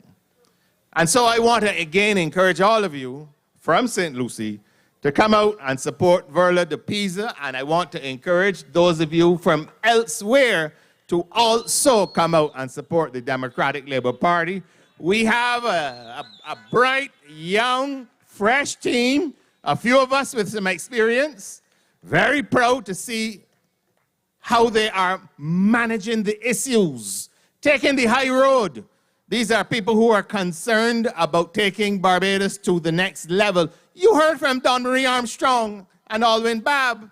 Ideas, people bristling with energy that want to see that Barbados not only can get out of this hole that it's in, but that we can take it to another level. And that is what we are bringing for you. But we all acknowledge the shoulders upon whom we stand, and I want to take this opportunity to salute the work of the long-standing Member of Parliament, Dennis and Elmo Kelman. He was a soldier in the interests of the Democratic Labour Party, in the interests of Barbados. And I'm very glad to be here once again. This is the first time I'm participating in a speaking effort here. I'm not supporting his candidacy because he was the long-standing standard bearer for the party. But I'm still happy to see that we are moving on, of course, with not only Verla, but with so much other talent that we have to bring to the people of Barbados. The interesting thing, of course, as I said, this is an unnecessary event. It's also one where the government has nothing to present, nothing that they have been responsible for. Nothing. A certain gentleman decided to wash out his mouth in me at a meeting, but I'm not going to deal with him yet. I had the opportunity, thanks to you and the people of Barbados, and not one but two prime ministers, to serve in the office of Minister of Tourism for 10.5 years. Well, he couldn't even make 10.5 months, and he talking about me on a platform. As I said, not dealing with him, I'm dealing with the reality that this government has nothing to show in that particular portfolio, and some of it affects the communities in this part of Barbados in a very direct way.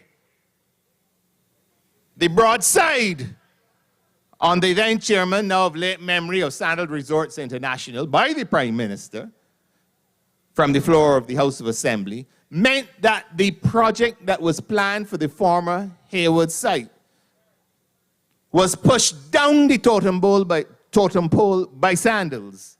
They're now working on 3 projects in Jamaica, 1 in St. Vincent, 1 in the Turks and Caicos, and we don't know when they're going to get around to the project here. That was on the cards under the Democratic Labour Party. So, all of those jobs, and by the way, we're talking about close to 3,000 jobs, because the plan was for 550 suites that could accommodate families, and you would need to employ extra staff to handle that type of property. Could you imagine the impetus that would have for all of these communities? And all of that now, because of ego, is not happening, and we have to wait till Lord knows when. Because we understand the reality is that a hotel group, they can't work on every site at the same time. They have to prioritize. And it is unfortunate that the priority that was accorded to Sandals beaches no longer exists, at least the Sandals beaches in Barbados. And I spoke directly to this claim that somehow the concessions, there was something wrong with the concessions. There was nothing wrong with the concessions. The real problem was the financing arrangements, because the financiers, after the default, on our sovereign debt that was done 2 days after this government came into office, it made the project that much more expensive as well. And so Sandals came to the government and said, well, you have to do certain things that they didn't require of the Democratic Labour Party government because we had a sovereign debt rating under the DLP. We were not in default. We had our challenges, but we were running the country well. But as a result of decisions made by this government, the young people who need work, who would love employment opportunities, and the young entrepreneurs who would benefit from tremendous economic activity that would spin off of that project, now find themselves having to go and get into a queue at a constituency office and hope to get a pick to go and shovel volcanic dust off the side of the road. I have a problem with that. Don't get me wrong, I'm happy people are getting a few dollars. But you have to teach a man how to fish so he can take care of himself. You don't make someone dependent ad infinitum. Those jobs are not sustainable. They will put us back in the same rut that we're in with respect to the debt because it costs the country money. You have to get jobs that are sustainable. And jobs in the tourism industry, because tourists pay in US dollars, hard currency, those jobs are sustainable. And we have to create an environment where we can have more jobs like that. And your government between 2008 and 18 was aware of that fact. And that is why we took the hotel room stock from 6,000 to 7,000 rooms. It was a plan. The idea was that if we could boost our foreign exchange earnings by increasing our capacity, we could earn our way. And we would not have to borrow our way to get by, which is what we are doing now. And that is not sustainable either. And these are the realities. These are the issues that you need to understand. Donry spoke about it quite eloquently. It is her child and our children's children that will have to deal with this debt problem. And I find that some people are fairly flippant about it, but it's a serious matter. And the government is not addressing it. They have no plan. At least we had a plan. And the tourism plan not only called for the development of the hotel here, but remember the Hyatt in town, which was supposed to spawn further development in that Carlisle Bay area. Everything was wrong with that. And they came to office, of course, made it taller and wider, and it was the greatest project ever, and they still can't get it off the ground. They don't seem to be able to get anything done. That's a fact. Dispossessed poor Miss Ram. Everything that was done at the airport and the seaport, everything had its genesis in our time. And I mean that. The expansion of birthing facilities, Democratic Labour Party government. The building of the new building, the admin building, Democratic Labour Party. The trust fund, the pension fund financed that. The new equipment, the Democratic Labour Party again. You can go down the whole list of everything in the seaport. The new berths for yachts in the inner basin of the Careenage, as well as the shallow draft, all done by the Democratic Labour Party. If you go up to the airport as well, everything up there. I could even go through the list.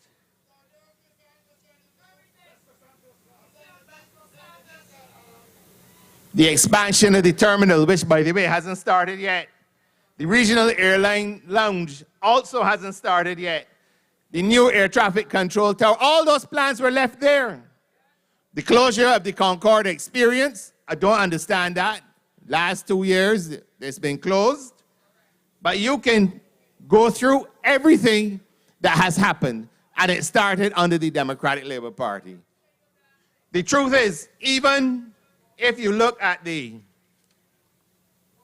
resurfacing of the runway, again, the Democratic Labour Party project, the automatic passport kiosk, Democratic Labour Party again, the expansion of the air-sea transfer terminal.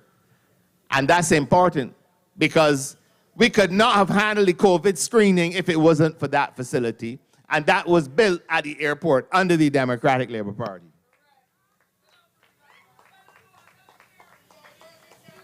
Expansion of the duty-free operations at the airport. And this is interesting because the board, under the direction of the cabinet that I was a part of, had said, bring another operator, and then you would have 2 people at inbound duty-free.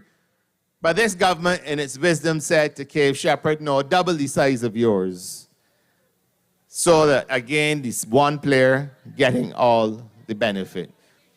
So you see the common thread here. And that is the airport and seaport, but we could easily talk about the Best DeSantis lab as well in the Ministry of Health again, and the Blackman Gallup Primary School. If these entities were not in place, how would we have managed COVID? But a progressive government understands these realities and addresses these issues. I can't help but talk about our housing situation. Don't tell me it's early days. In 3.5 years, we had 300 houses built in Barbados. This government only has a dozen. And I don't accept that COVID is an excuse because you know what?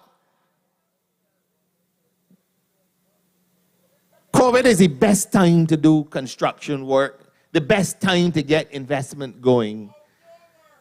You need to get some activity, and other people are recognizing that because if you allow the foreign direct investment to come now, you will benefit down the road when it starts to bear fruit.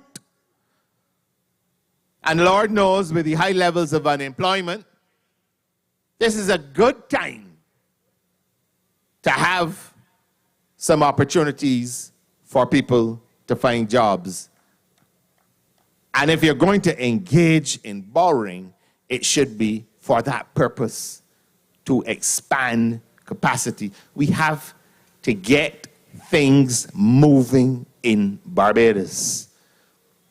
Make things move at every level. Too many things are just stagnant and going in the wrong direction.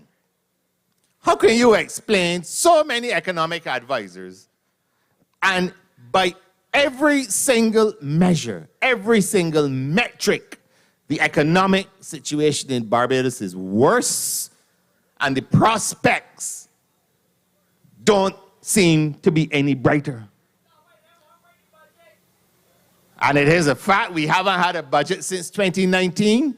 And the simple question is, and listen carefully to the Prime Minister coming out of the nomination center in St. Michael Northeast, you have to have an election to unite the country because, what did she say? Decisions need to be taken.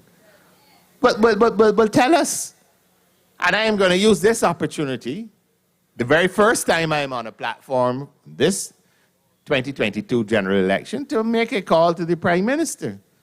What is it you were referring to when you handed in your nomination papers at the St. Michael Northeast Nomination Center? What is it that has to be done? Tell us. And why is it that you had to have a general election before you make those decisions? We have promised a referendum, which is a general election, well, an election process of sort, almost as expensive as a general election. You promised a referendum before the Republic and you still went and did it. So why you had to have a general election to do what it is you got to do? Tell us what it is. Tell us, what are you hiding? You know, morning words and evening words don't always match with this lady. We all know The promise about not having an election during the pandemic, and now the pandemic are raging, we having an election. We all know about all the other about turns that were made. I was just talking about the Hyatt project. We could go down the road, a whole list. And I am saying, I want to know what is so serious that you have to have a general election. General elections are not cheap, you know. It's an expensive undertaking. You don't only have printing costs, security costs. You got to get extra staff on board. It is not a cheap exercise. And I think it is only fair that the taxpayers of this country have been told something is happening, that you have to go to the polls first. Well, you want to know what it is. Well, you pay, it's your election, it ain't hers, you know. Wait, is it, who paying for it? Who paying for the general election? Who paying for it? So we want to know. We want to know. I'm hearing all sorts of loose talk and rumors. The call for unity.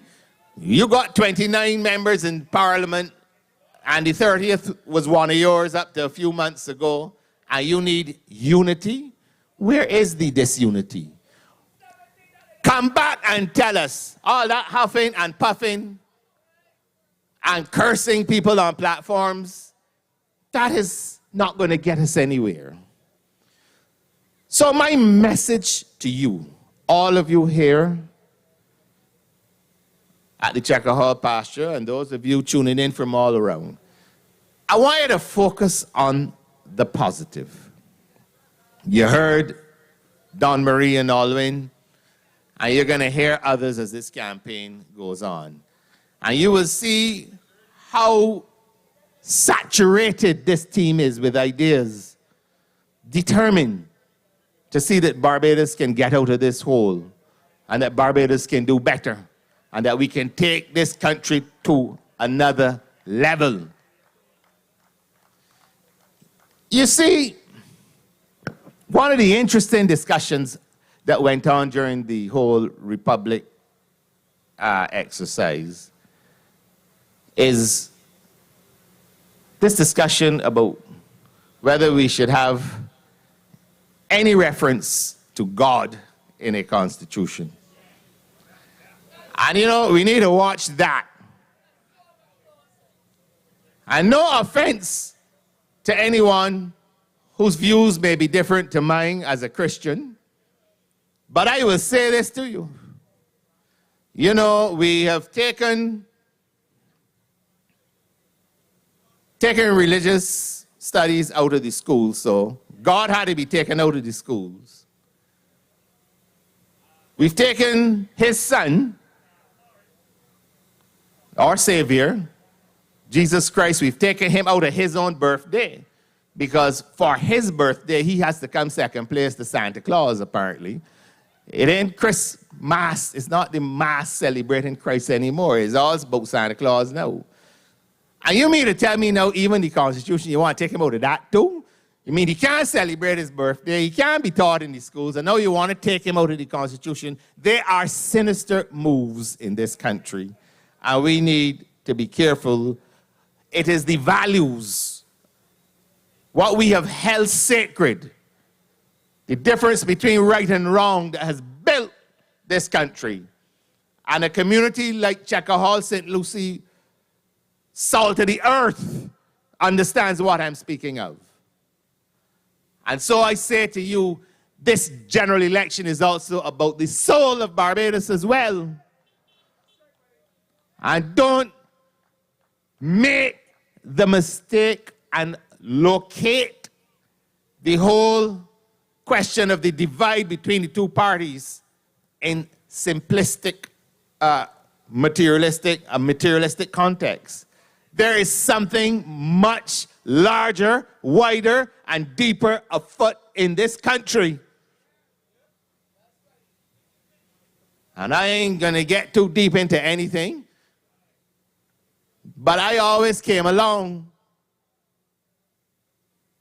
I was a cub. I didn't get as far as the Scouts for whatever reason, but I was a cub and used to go to Hazelwood once a week.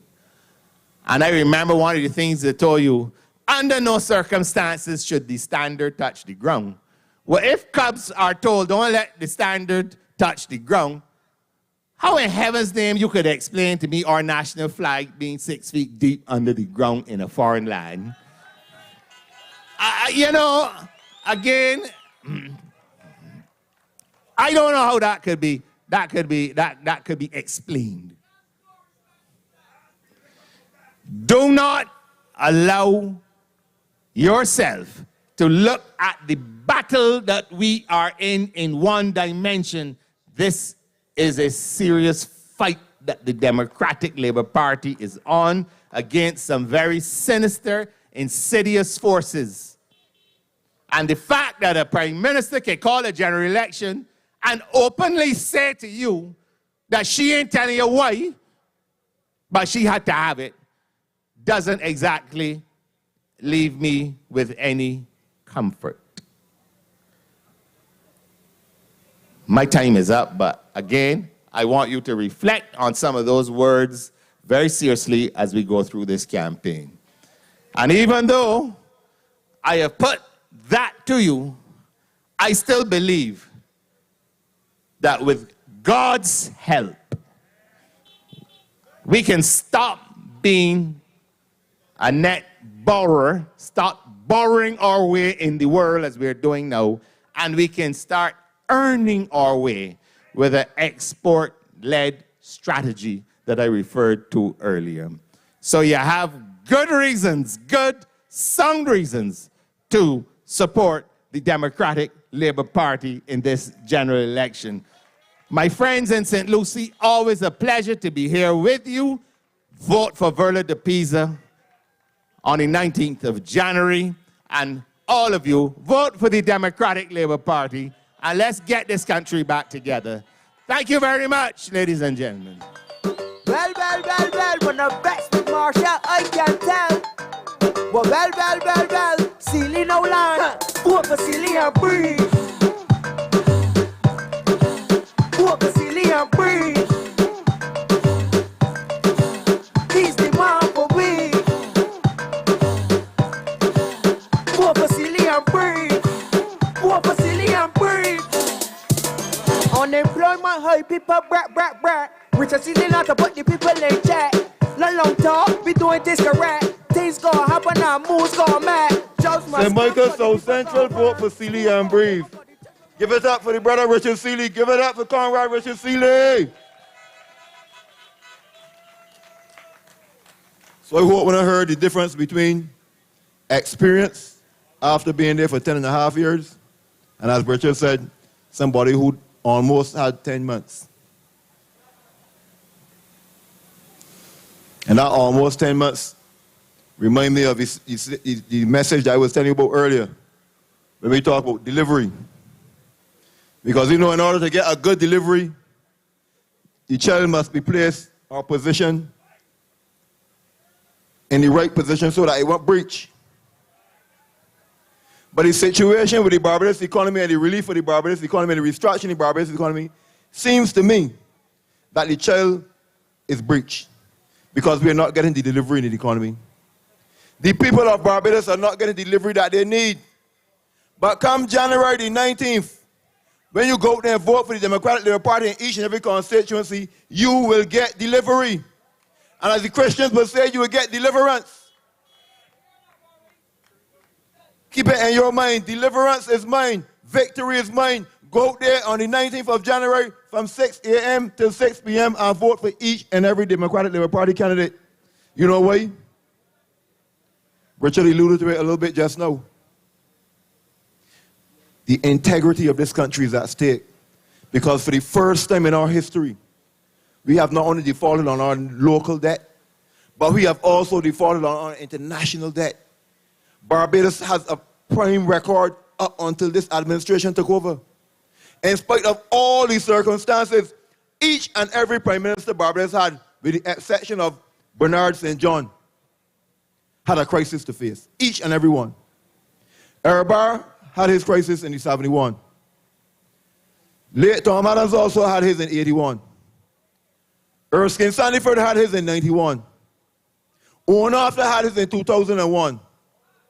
Democratic Labour Party came in 2008, had theirs. Now this administration is in, and you are hearing all the excuses. When you take the lead of a country, you got to be man enough and woman enough to stand up in the breach for the people and say, look, it is my responsibility to deliver for you. And make no excuse, because all the circumstances that come what may, you will bring the best result for the people. But now you are hearing excuses to tell people about first-time home ownership. We get $3,000 to work and give to people for legal fees. People understand in this country how expensive it is to be a first-time homeowner, though. You know that cement just gone up from $16 to $20? You know that when you do an excavation, and you look at the cost of building a footing, and you add up that increase in the cement alone, $3,000 is minuscule to what you got to face, though. $3,000 a drop in the bucket. And people out there are scrunting to find money, and you can tell them, about, first time, we're going to get $3,000. This tokenism that you can, the people cannot work. Barbados deserve better. And under the Democratic Labour Party administration, you will receive just that. Do not let nobody fool you. Exactly. Many of money is paying out. You got a person that is working as ambassador at large. Nobody in Barbados can tell what's their responsibility, but drawing continuous money every single month. For what? And people in Barbados getting a little, what do you call it? A goodie in a bag. 1 year, 1 month in a year. And that's supposed to last you until then.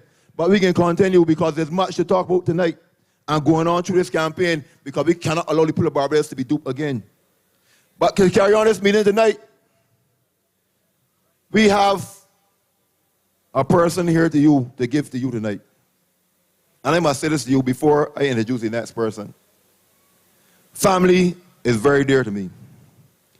My father, his name was Arlington Skeete. His roots are buried in the Skeete family in Josie Hill and Pike Corner and Rock Hall. I have many a family from my father's side, just to the left of me here at St. Lucy's Parish Church. But I'm going to bring to you, St. Lucy, tonight, a person who has stronger roots than I am in this constituency. And a person who I believe that you want to be your duly chosen representative in the next election come January 19th. She's not only a candidate, she's also the president of the Democratic Labour Party. And I dare to give to you tonight the next Prime Minister of Barbados, none other than Verla DePeiza. Give her a round of applause, please. Vote for Verla, vote for Verla, vote. We need a Prime Minister representing St. Lucy, and Verla will make it happen. Verla will make it happen. We need a true leader to help St. Lucy, and Verla will make it happen. Verla will make it happen. We need clean water and not a tanker. Verla will make it happen. Verla will make it happen. We need a gemstone, not a flintstone. Verla will make it happen. Verla will make it happen. Flintstone, Mr. Flintstone, your time is up now. Your time is up now. Your time is up right now. All we see is a big rock right at the top of makeup. All we see is a big rock right at the top of makeup. Right there so by the bus stop. Right there so by the bus stop. Good night, St. Lucy. Good night to the Northern Zone. And good night, Barbados.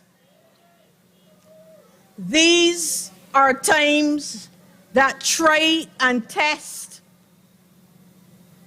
our desire to do and our ability to think differently. I want to thank you all for taking the Democratic Labour Party into your confidence when we said we could deliver a public meeting that kept you safe.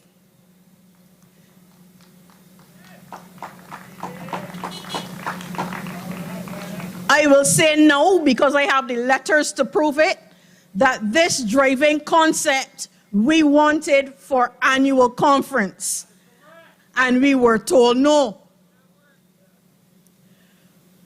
But you understand and appreciate that over the years, whenever there was a crisis, you could depend on the Democratic Labour Party to deliver for you safely.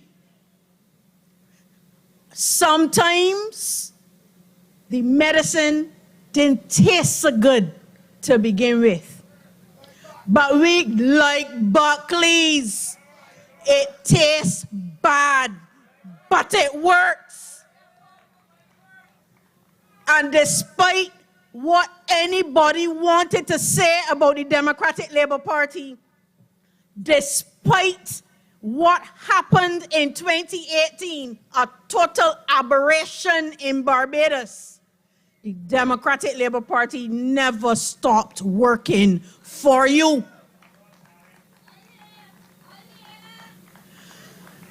That young lady understands what it means to be one in a million and stand up. If you remember that iconic picture in 2008 of a Barbados Labour Party motorcade with one woman in yellow in front waving the Democratic Labour Party flag.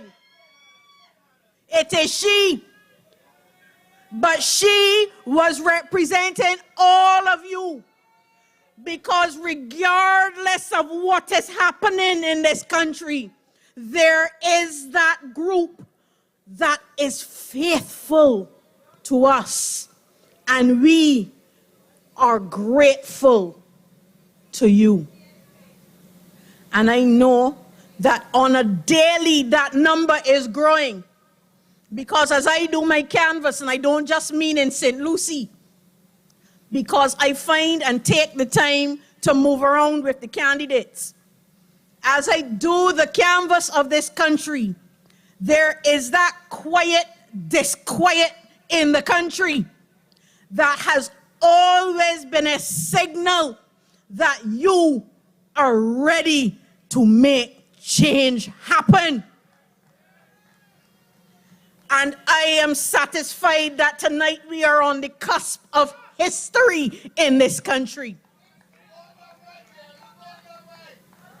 This is a moment like no other when your ex will matter in this country. This is a time like no other when you must, if you can, because efforts are on to make sure that you don't, stand up respectfully 6 feet apart, but with your mask on. I am told the N95 is the best protection for the present variant. And wait patiently in line to mark your X to ensure that someone who actually cares for you sits in the seat in Parliament and represents your interests. Because this is not just a slogan, this is a motive. And this is your opportunity to ensure a one Barbados going forward. Because I am disturbed when I see the steps that are being taken to move us away from one another, to draw a divide and rule in this country. And it is most stark in the last 3.5 years. Now is our opportunity to redress that imbalance. But I want tonight to speak a little bit about where I am standing, because this is where my political career began. In 1999, when I was an unknown, when I wasn't even rostered to speak, I got a call from Dennis Kelman asking me to speak on his platform. And I came and I spoke. And from there, my political career took flight. I have never stopped telling people that I am indebted for the rest of my life to Dennis Kelman. And he, like many others, suffered a mortal political wound in 2018. But thankfully, never lost sight of his grounding in the Democratic Labour Party. And no matter how many will try to drive a wedge, because we know that is their modus operandi, that is how they do it, trying to drive a wedge and looking to create mischief, we will not fall for it again. 2018, a watershed year in this country. And moving forward, we know and we are on the lookout for the scamps that try to divide us. But I am pleased and I am grateful that our people, regardless of whether they are young Democrats, the old Democrats, the in-between, that awful name called the old guard that the media has come up with, we are moving together to save Barbados from a most dangerous situation that we find ourselves in. We have moved away from the standards of representation that you have come to expect and be accustomed to. You knew that even when the times were down, and for some reason the Democratic Labour Party is called on when the times are down, you knew when the times are down that you could count on your representative. And even though the coffers were not full, time was spent creating social legislation to make sure that your life was that much better. And we watched in horror as each one of those implementations was rolled back over time. To the point where even before COVID, because they like to use COVID as an excuse, but even before COVID landed on these shores, we were feeling uncomfortable in our own space. And they want to say that you are safer with them. How could it be? How could it possibly be, St. Lucie, when you can't even drink your water from the northern part of St. Lucie in Northumberland, where I come from? And they wanted to say that I now become a Graves. Who I grew up with in Northumberland know better though. And who I went church with in Checker Hall know better though. And right across the road, my cousins, and to my right, my cousins, they know better though. No matter if you go east or west of St. Lucie, the only thing that changes about the water is its color. And none of it is clear. This is not a laughing matter. This is the reality on a daily basis of the people of St. Lucie who are drinking whatever it is because we don't know. Nobody has ever cared enough to do a test on the water in St. Lucie to see what it is they're asking you to put in your system and your children's system. And every month, because the people of St. Lucie are law-abiding citizens. Every month you pay that water bill with the garbage and sewage levy on it. You ain't got no sewage hookup, but you pay your water bill. And then you have to go in the supermarket and buy water to drink and cook with. Whether you are working or not. And not a single care taken for the people of St. Lucie. Until I got in a video and talk about it, and all of a sudden the water trucks could turn up in St. Lucie. But the water truck driver didn't hold his tongue.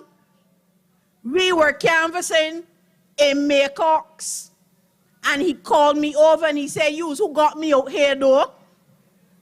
And I said, that is not the important point. The people in St. Lucie deserve better.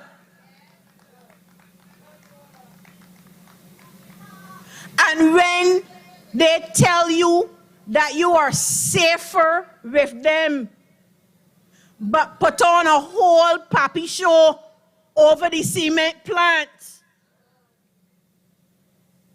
when already representations were being made, hijack it for a political moment. If you make the mistake and vote them back in, that is a dead issue again, because there has been no representation in this constituency on any consistent basis since 2018. You had not a representative, a member of parliament who sat in two important ministries. The roads still bad. The transportation is atrocious. But watch and see, a voice note came out about the road down Lowlands, and the next morning the infra trucks rolled up in Josie Hill. Watch and see. But you are deserving of attention on a consistent basis, and not only when the bell is rung. That is wrong. That is not the style of representation that St. Lucie deserves. You know for yourselves, St. Lucie, that you are hard done by. But you have the opportunity on the 19th of January to fix it. This is not the first time that St. Lucie turned in a different direction, immediately recognized the error, and turned right back to the Democratic Labour Party. And I have every confidence that history will repeat itself January of 2022. And we only thank the outgoing government for giving you the opportunity 18 months earlier than expected. They cut your suffering short, and you should thank them for that. The people of St. Lucie, who when they leave on the morning, gotta wait to come back late at night, because that is the next time that you are getting proper bus service. And while I am on that topic, it is time to end that warm bus for St. Lucie that does the scenic tour, running through Connelltown and in Harris's and up to Josie Hill. And that sounds short until you have to drive it, or worse yet, walk it. Because some people in St. Lucie still walk it. And they are paying their dues and their taxes like everybody else. And it is time they got their due consideration. And so I stand and I offer myself to the people of St. Lucie in the same way that I stood up and offered myself to the Democratic Labour Party. When the chips were down, I stood up for the Democratic Labour Party, and when the chips are down for the people of St. Lucie, I will stand up and represent them.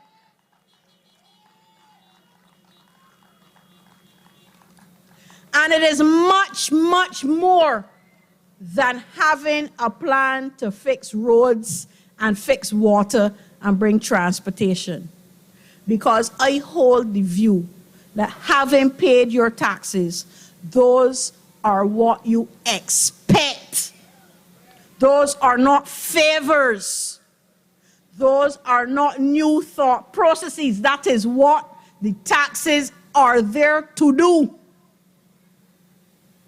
But it is time as well that St. Lucie had some entrepreneurial drive within its borders. It is not enough anymore that you leave on a morning to go to work and come back.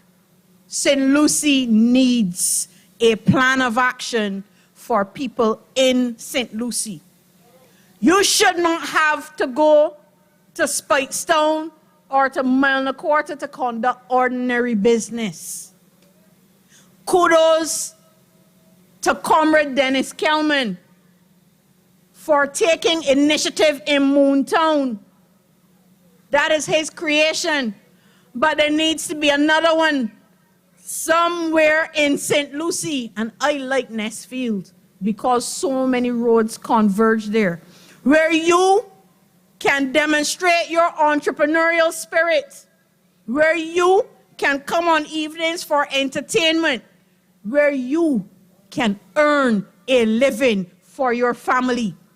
Because another major issue in this constituency is gross levels of unemployment.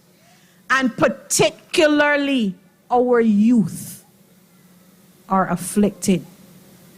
It is not good when a country cannot make space for its young, agile minds. This is where we get our dynamics from.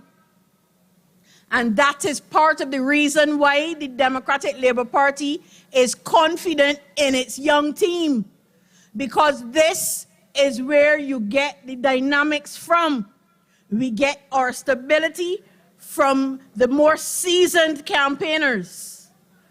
But you heard two of our new candidates this evening, and you know that what we are bringing for you is a solidity and a depth that is not matched on the other side. And I don't say that as an idle boast. You suffered through the largest cabinet in the history of Barbados with the worst output ever. With one person doing all the talking and all the big works coming through one person and all the rest drawing salary and giving themselves raises and vacation time, whilst our average Barbadian languishes, unemployed, and can't figure how to satisfy their families. That does not make you safer. But that is not even the biggest example of how unsafe you are with the outgoing administration. You know for yourselves that we were in tight and straitened circumstances in 2018 because it wasn't hidden from you. But never in your wildest dreams could you have expected, given all of the hope that you were told to have in other people, that the first salvo would deal a death knell to government paper, one of the safest investments that you could have had up until that time. and make sure that an entire generation after will be viewing it with suspicion. And they're wondering why the last issuance did not have the uptake that they anticipated. It is because you killed the desire to have them. There is no safety to be felt. And they created that situation. And then come back and insult you with another offering, the J series, that carries no interest, can be paid out over 42 months, and expect you to feel safer with them. I am glad of it, that slogan, because Barbados, it gives you the opportunity to analyze carefully what has happened in your life in the last 3.5 years. And you only need me to trigger your mind as to what you have gone through in that space of time. Because it is your lived experience. In that very first year,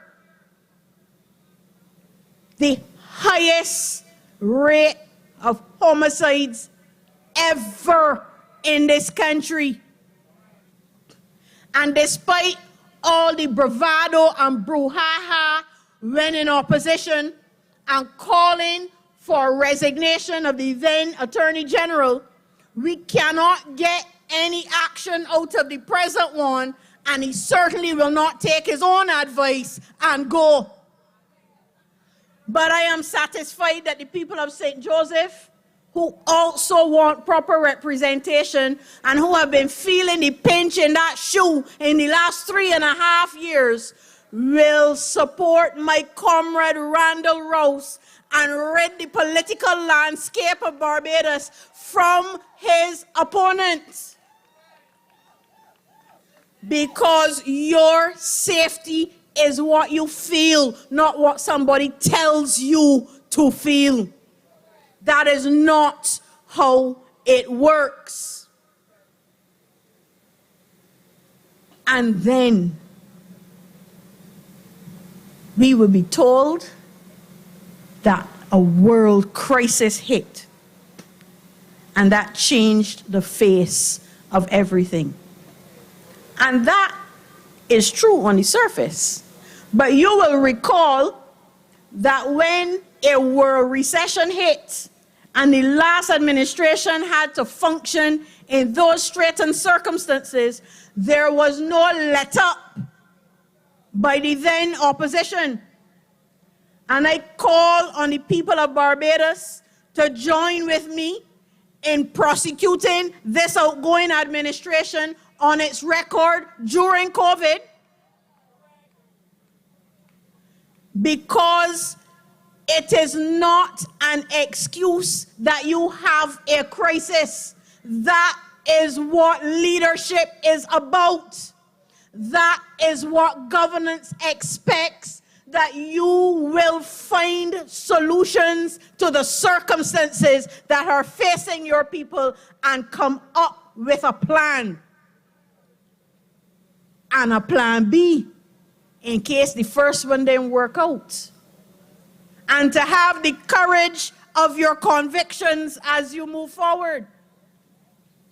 I said the other night, and I firmly believe, that there is a reason the British celebrate the battle of celebrate something that you lost. But they turned that moment when the entire country was low,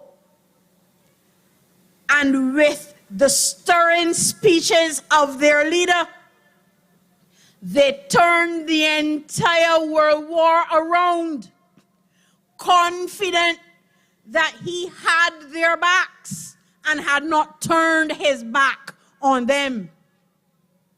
And Barbados, we have our watershed moment now, our Waterloo. And you deserve a leader who doesn't yell at you and castigate you and treat you like a child. You deserve a leader who understands that leadership calls for allowing more than one person to have a say. That is a style of leadership.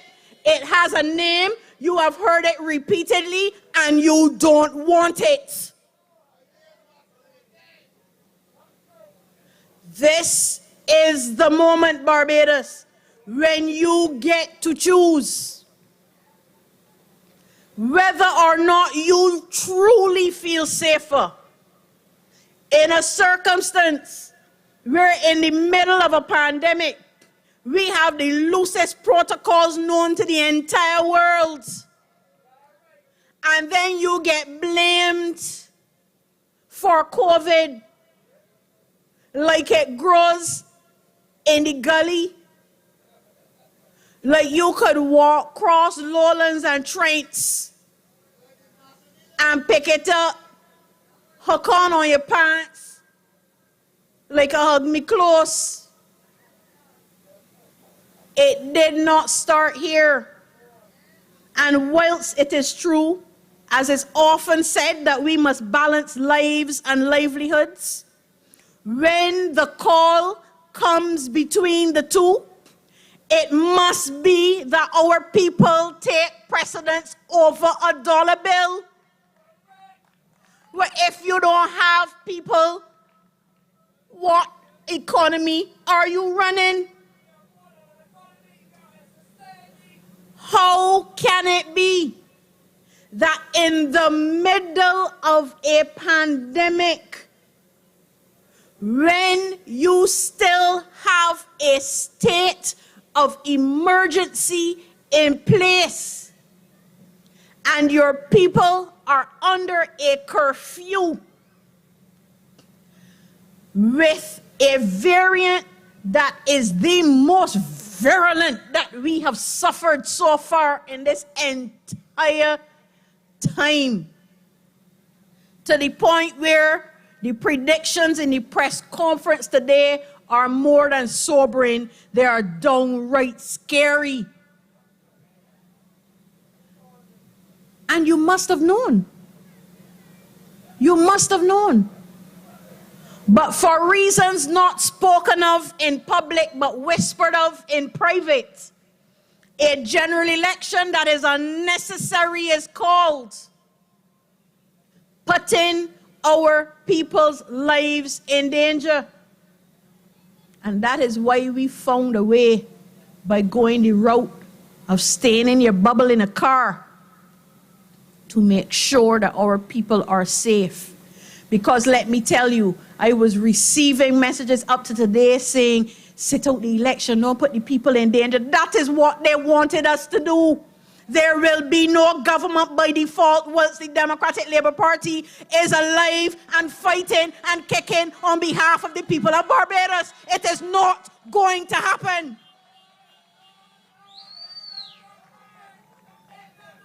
And so, despite the efforts ongoing to disenfranchise our people, the first such movement since the 1940s, Lord have mercy, we have rolled this country back as far as that, knowing full well that we were in the midst of a pandemic, not doing the necessary to ensure that you keep your people safe, but then driving a nail in that coffin by not doing what it is necessary to safeguard our democratic processes. From as far back as March 2020, we warned that putting so much power in the hands of one person was a dangerous move. And I wanted to be wrong. We wanted it to be otherwise. But the last 18 months have demonstrated nothing but a ramrodding, a railroading, and a pushing and a shoving aside of our people. As we faced and faced down the move to a republic, which we were told was going to be cosmetic only, and has led to us upending the apple cart to the point where the jury is out, but nobody wants to touch it as to whether or not we actually have a constitution. We have reached a stage where you were told that come January 2022, you would be part of a conversation for the creation of a new constitution. And instead of that, we are here tonight going through this exercise. Tonight is not the night for it. But you need to evaluate carefully before the 19th of January. Watch all of the creeping incursions into our democracy, making a mockery of the very provisions that you put in place because you and COVID is friends. So you can tell him to stay home so you can have a party and relax the provisions for a night or two. And tonight, we are reaping the whirlwind, having planted that wind. And we have a moment in time when we face the prospect of thousands of our citizens being sick at one time. That, if you think, was pressure for our health system under Delta, what I heard tonight suggests its collapse is imminent.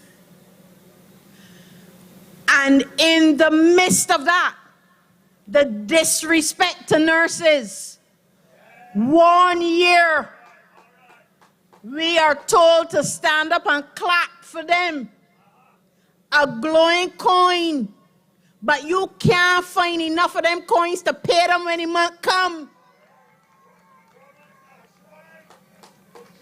And I had a look at the proposals from the nurses, and I confess I can't find anything wrong with them, except perhaps whether or not the country could afford it all at one time. But the answer to that has to be a phased approach, not to come out and cuss them, treat them like little children, snatch away the money. At a time when their service is critical to our country, is not a time to be holding hard-nosed positions and being embroiled in confusion.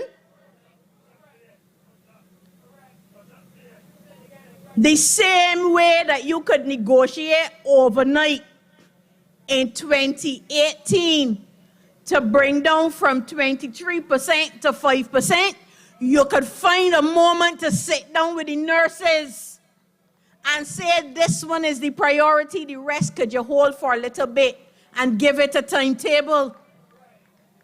They deserve it. They deserve it. You have to be looking for solutions, not creating problems. And then you are being told that you feel safer. How could it be that you feel safer? The Democratic Labour Party in October of last year, just a few months ago, put out a COVID plan. Now, I know it wasn't popular, but sometimes leadership requires that you have that steel in your backbone and you say, listen to me. To come out on the other side of this, we have to hold strain a little bit. And the plan gave wiggle room to allow us to manage our borders aggressively so that we could have a little bit more leverage within the borders. It would require that you space yourselves out more. but continue to operate. And for years, we have spoken in theory of being able to work longer hours. That is to say, not that our people work longer hours, but that our businesses be allowed to open longer hours. And this was the prime opportunity for government to lead the way by having government services available for longer hours so that our senior citizens, our pregnant women and women with their little children, our young or old men would not be standing up in the hot sun and the pouring rain to conduct business in this country. COVID was the opportunity to think differently about how we manage our affairs. And they dropped the ball, but tell you that you are safer with them. How could it possibly be? We, by now, know the difference between what people say and what people do. So when people tell you they care, but they treat you like dirt, and they take your severance entitlement, and they make it almost impossible for you to get it because they make you make a choice between the uncertainty of whether or not you will get back a job and the certainty of that money that you could invest in some entrepreneurial enterprise. And they create legislation that hurts our workers. You know, you see enough to know whether or not they care. It is what you experience that matters. So when you hear them say that they're following the science, but not a doctor consulted, the virologist confused, the epidemiologist scratching their head, but you're following the science. Economics is a science. You have seen enough in 3.5 years to know whether or not they care. You have lost families and friends. The old people who depend on the human contact to keep their mental faculties going, who depend on that exercise to the supermarket and to the post office to keep their physical well-being, and who treat it as a social outing because they meet their friends, have been shuttered for the better part of 2 years, can't get a hug. That plays with your psyche. We need to know, not hear, we need to know who truly cares. And I recommend to all of you that the Democratic Labour Party has been thinking long and hard about how to deal with the situation that is before us. We have a plan, and the plan has to have some measure of relief for the present. But it can't be an airy-fairy idea. It has to be one that is also linked to spurring development into the future. And so the proposals that we have come up with are intended to give you space in your households, to give you room fiscally, to give you some money in your pockets to allow you to operate your home. And I am not talking about empty gimmickry. When In 2019, one of the first money grabs was land tax. Do you trust them now to give you land tax relief? Ask yourself that question. But when all of the pundits can tell you that the NSRL was a fairer tax than any of the other taxes, because there have been several that replaced it, and you know that you are taxed more now than you ever were before, and the hated and despised garbage and sewage levy, if ever there was a misnomer, that was it. Because the majority of the country has no sewage provisioning, and the rest of us don't know when the garbage truck come in. But worse than that, from then until now, there has been no reckoning to you as to how much money that garbage and sewage levy has collected. And so there has to be another way to address that. And the Democratic Labour Party is committed to the reduction of the garbage and sewage levy and its eventual phasing out, because there are tidier and more accountable ways to raise the revenue that is required, and one of those ways is to diversify our economy. But that is another conversation.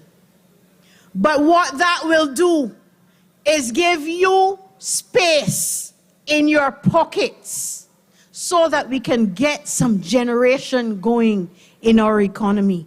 And that is just step one. There is much more to come when our manifesto drops. And we will be telling you little nuggets as we go along.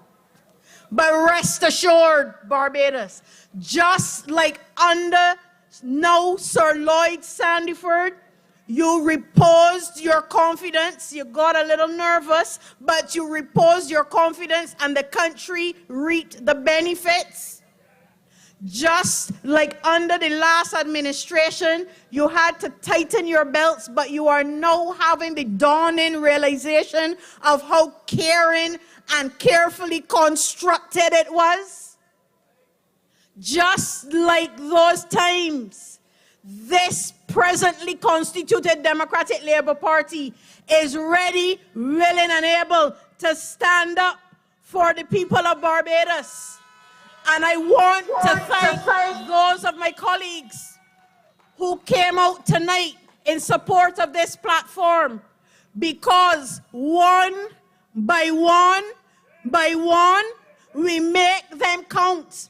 And despite what the naysayers might have to say, it is you that count on the 19th of January. It is you that will make the change. It is you that wants the one Barbados that the Democratic Labour Party holds out the hope to you for. I call on all of you to join the Democratic Labour Party on this journey from St. Lucie with me all the way to St. Philip with Dr. Estwick, who will speak next, and join everybody in between and rescue our country and move it forward for the benefit of all of us. One Barbados, and we will not have it any other way. I thank you. Vote for Verla, vote for Verla, vote. We need a Prime Minister representing St. Lucie, and Verla will make it happen. Verla will make it happen. We need a true leader to help St. Lucie, and Verla will make it happen. Verla will make it happen. We need clean water and not a tanker. Verla will make it happen. Verla will make it happen. We need a gemstone, not a flintstone. Verla will make it happen. Verla will make it happen. Flintstone, your time is up now. Your time is up now. Your time is up right now.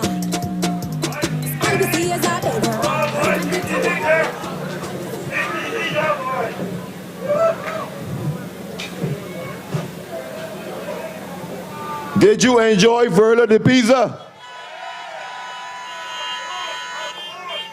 Do you want the Democratic Labour Party? Well, let the people of Barbados know, do you want the Democratic Labour Party? That's what we're talking about. But before we bring the next speaker, there's a few things I want to talk about too. Because I'm here as the chairman of the meeting tonight. But I got people in St. Andrew that want representation too. Because St. Andrew has been lacking representation for a long time. We have always been plagued with transportation issues. And as a matter of fact, midway this year, it was pointed out to me that in short notice, or lack of notice, the bridge at Bruceville was blocked off. Without notifying the residents of St. Andrew, you mean you got a press secretary, you got the government information service, you can hold press conference at any time. And you cannot allow the citizens to know that you're closing off a major carriageway in the constituency that is a bus route that is essential to most of the people in the constituency. Can you believe this kind of madness happening though? And we're in the 21st century? And telling people to stay this course. This is not a course nobody wants to stay. And the reality is that that's not only an issue playing in the people of St. Andrew, you know. We refuse to look at the issues that are facing the people. There's a road that now been reopened called Darthole. Darthole was closed for 3.5 years. You believe that before we fix the road within entirety, we're going to crab mash apart. And the entire stretch leading down to Bruceville, when you drive across it, your shocks, your suspension, your rackings, your roddings, don't care what you have on it there. You could be driving a steamroller, you got to get repaired the next week. And not only that, there's a situation that occurred because we in St. Andrew are going to post office now. St. Andrew people is going to go to St. Thomas. And the reality is that St. Thomas post office now, the workers that represent St. Andrew, they're too few. And the ones who are there are saddled with the burden. Because ideally they would like at least 5 or 6 workers to play the routes. You can imagine a whole constituency of St. Andrew and they only got 3 workers. A whole constituency. You imagine that when one of those 3 workers take vacation, what's going on? 2 single people got to do all the work for the constituency. You can imagine that happening in the 21st century Barbados and telling people to stay this course. Beyond that, you got a road called Coggins leading up to Chalky Mount. The major pottery industry in Barbados started in Chalky Mount.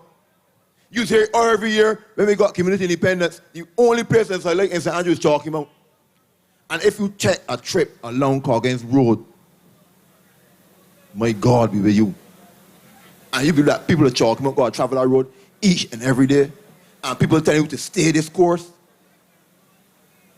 When you look down through Babylon, and you go down through Walker, they ask all the media people here tonight, take a trip to Walker St. Andrew. There's a bridge that down there that holding on by a cable that running from the utility pole holding on to that bridge. And people tell you to stay this course.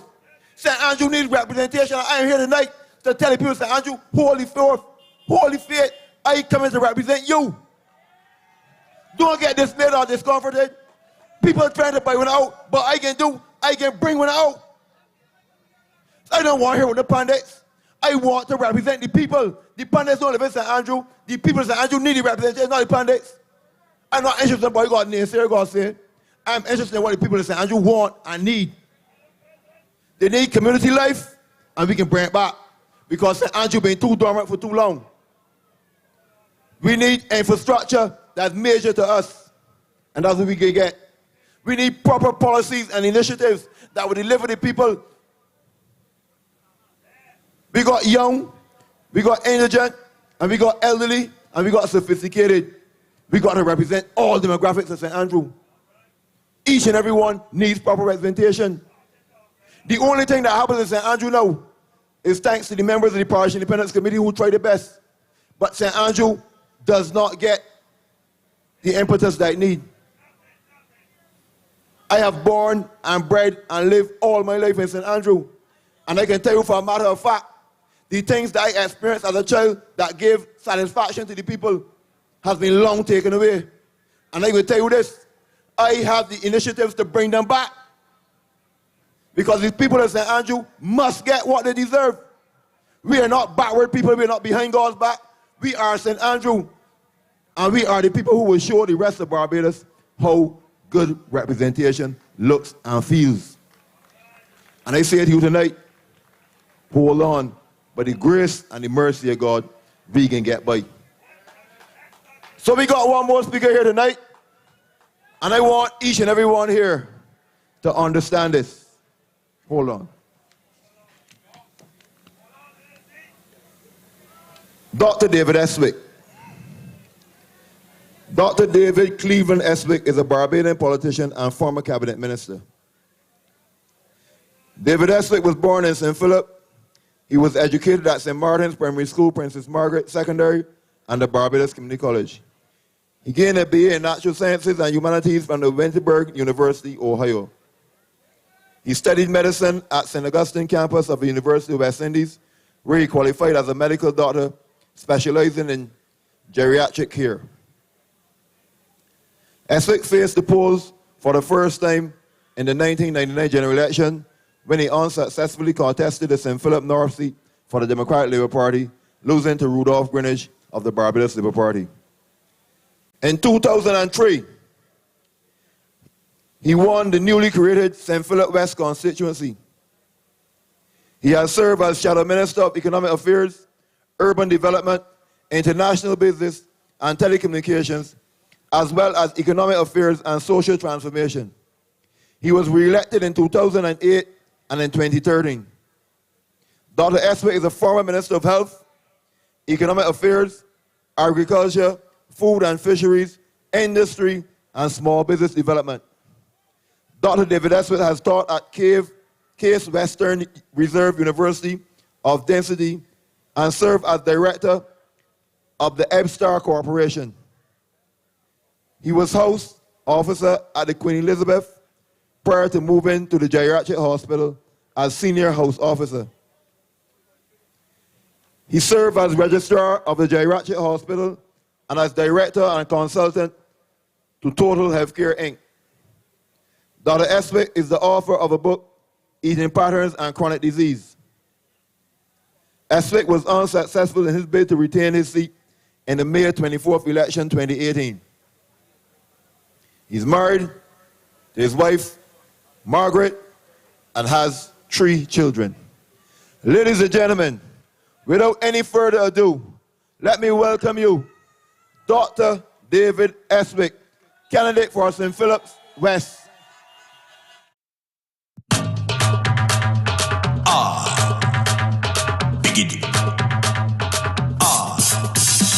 The best pick is Estwick. The best pick is Estwick. The best pick is Estwick. Tell me who's the best pick? David Estwick. Make way for the people's champ, the only ones in Philip West one. Tell me who's the best pick? David Estwick. St. Philip people know this is true. Estwick always for you. Tell me who's the best pick? David Estwick. In transport and water, he deliver. Agriculture, he deliver. Economic affairs, he helped build this nation for years. He sweat yellow and blue. He deliver. Estwick always for you. He deliver. So if you see gay, tell she I say the best pick is Estwick. The best pick is Estwick. The best pick is Estwick. Tell me who's the best pick? David Estwick. Tell me who's the best pick? David Estwick. Who's St. Philip Westwick? David Estwick.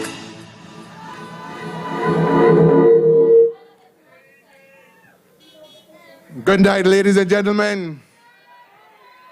It is indeed a wonderful evening and a pleasure to be here in St. Lucie. The pleasure is all mine tonight because I am here representing a wonderful candidate in Verla, DePeiza. And I want to say to you tonight, and all of those persons who are in earshot of my voice, that I want you to go out on January the 19th and give Verla DePeiza your full support from morning till evening. Tonight, I intend to do two things. Over the campaign period, I am going to do about 5 or 6 speeches that I believe are important nationally. I believe very strongly that in supporting the Democratic Labour Party platform and Verla DePeiza and all of the other candidates of this great party, I'm going to use not only my experiences of being in politics through, this is my 6th general election, that's a long time. And I've served in many capacities in government.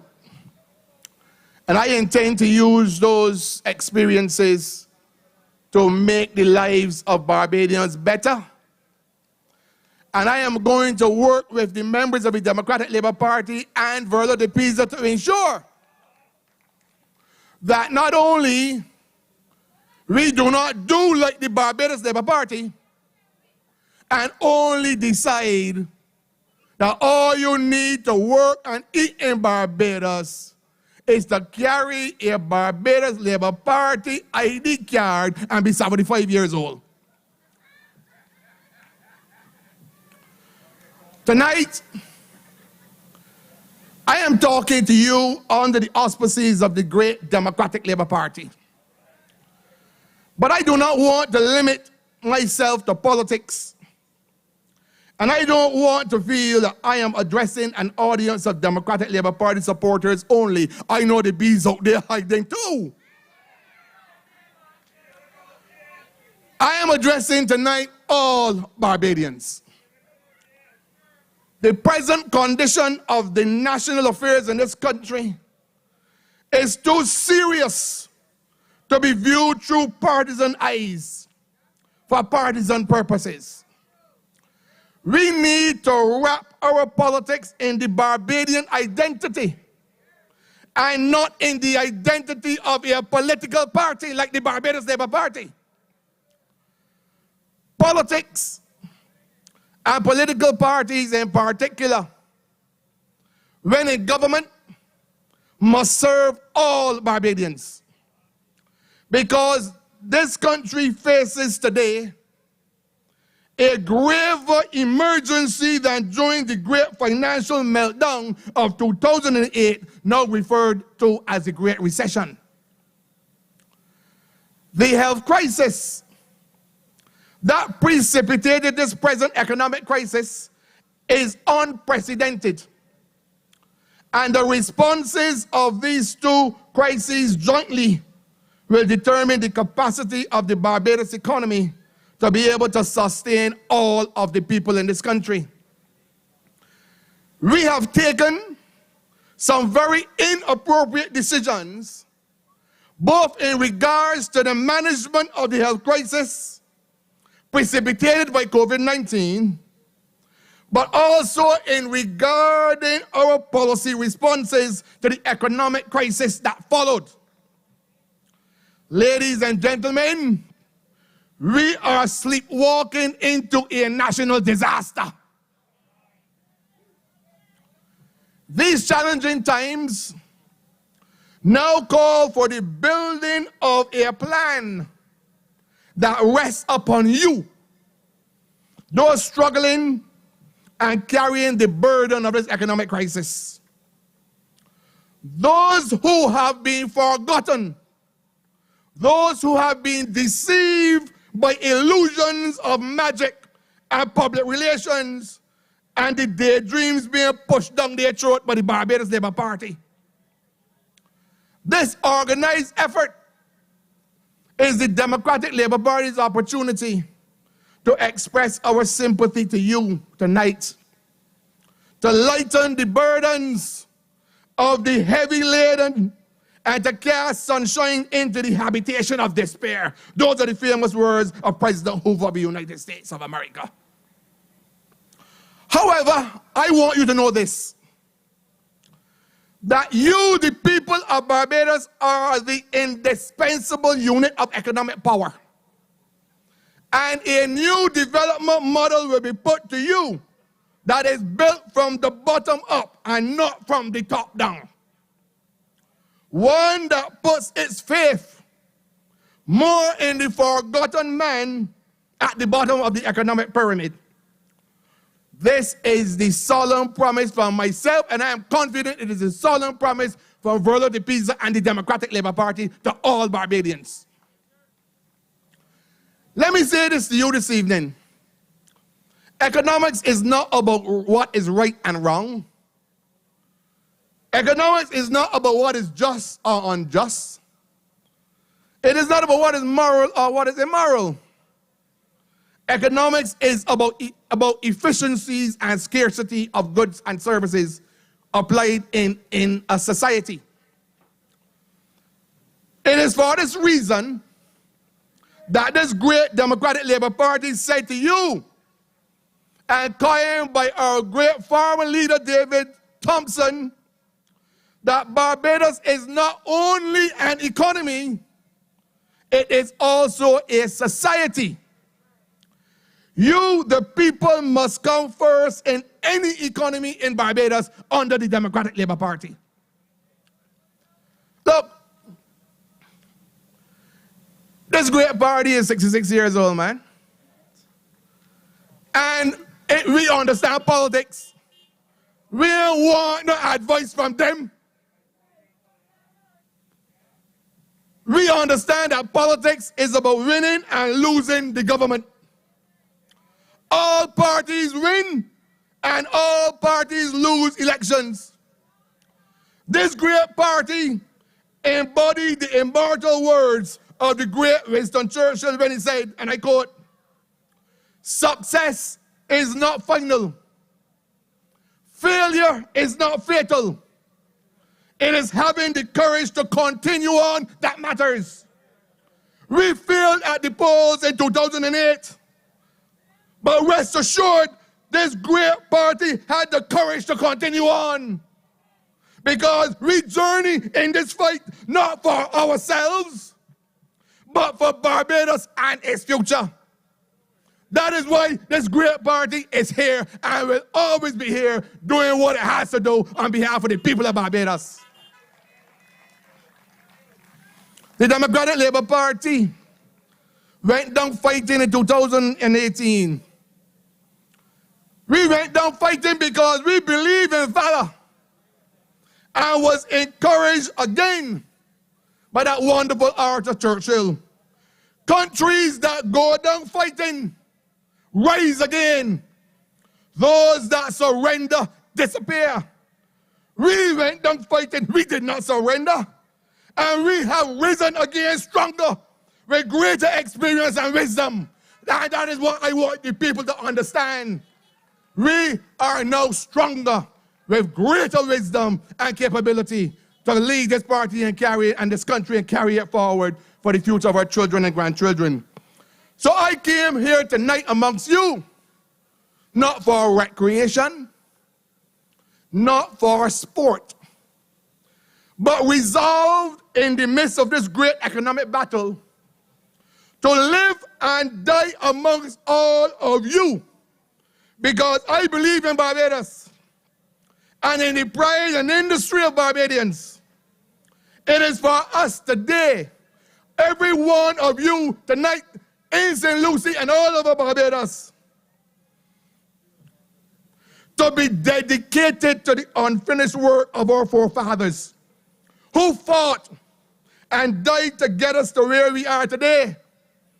It is for us alive today to meet head on with confidence that great task of advancing the development of this country. We cannot afford to leave any generation behind. And that is a solemn promise from the Democratic Labour Party and its leadership. Look, we have no gold, we have no silver, but we have pride and industry and a strong will to succeed. And this, in the long run, is more powerful than gold and silver in the struggle for national development. So for me, this campaign is not about the contest of two political parties. It is more about the contest of two different philosophies of government. That is what this is about, because we're different from them. Look, the experiences that I've said to you that I've amassed over the years, and I thank David Thompson for the opportunity to have served as a minister of the government when he was Prime Minister, and also Comrade Frandel Strott. But I've had the chance to sit in Parliament for 15 years, and a Minister of Government for 10 years. I've had to serve, the opportunity to serve under David Thompson as chairman of the Council of Economic Advisors to the government.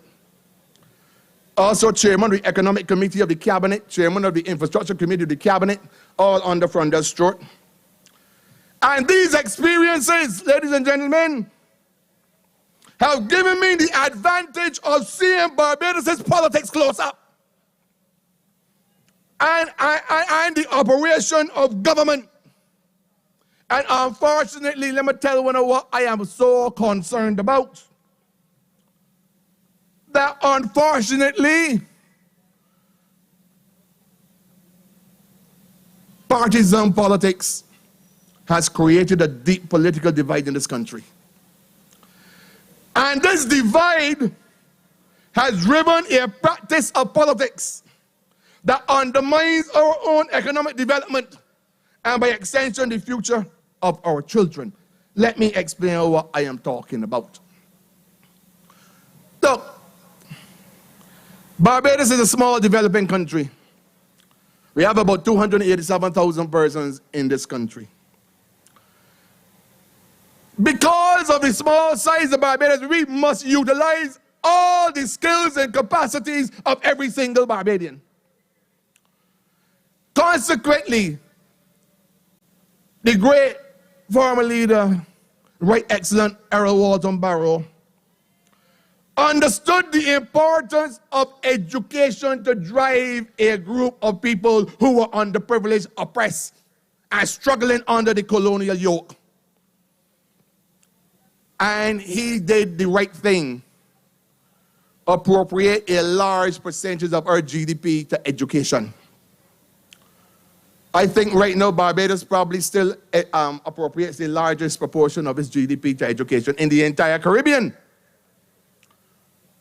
But this is what has me concerned about where the government is now. I reviewed the last white paper from the government called Public Sector Reform. I reviewed the one in 2007 and the one in 2015. A lot of fancy language and fancy talk. They both say, and I'm going to quote this one, that the public service must support the attainment of government's macroeconomic objectives, and it is driven by the philosophy that makes the interests of the people paramount. That's what it say, you know. That's what it say. But what I have seen, I'm going to show you tonight, that these objectives, as noble as they are consistently undermined by politics that seriously affect the national development of this country, and we got to stop it. We're too small for it. To this reality, this country cannot develop economically and socially by developing half of its citizens. The right to a job in Barbados and educational opportunities should not be determined by which political party is in office. It should be based on your experience, qualifications, and skill sets that an applicant possesses. It cannot be morally right or just that when there is a change in government, that many persons who are employed by the previous government are terminated and new supporters of the government in office are hired in their place. It can't be right. This action is even more an act of cowardice when the labor unions in this country who are to protect work in this country remain mute and shackled. And I can tell you something tonight, ladies and gentlemen. An immature labor union that becomes a political tool is a threat to national development. Their focus in Barbados is no longer on the role of labor in national development. It is on political power. I sat in a cabinet that tried to manage the Barbados economy in a recession that is now called the Great Recession, because it was the worst at that time since 1929. But listen to this here. Listen to this here. I saw the NUPW, maddened by politics, refused to accept a salary increase of 4.5% for public officers and insisted on a salary increase of 23%. And when the Barbados Labour Party and we were in a deep economic recession, they created great stress for the cabinet.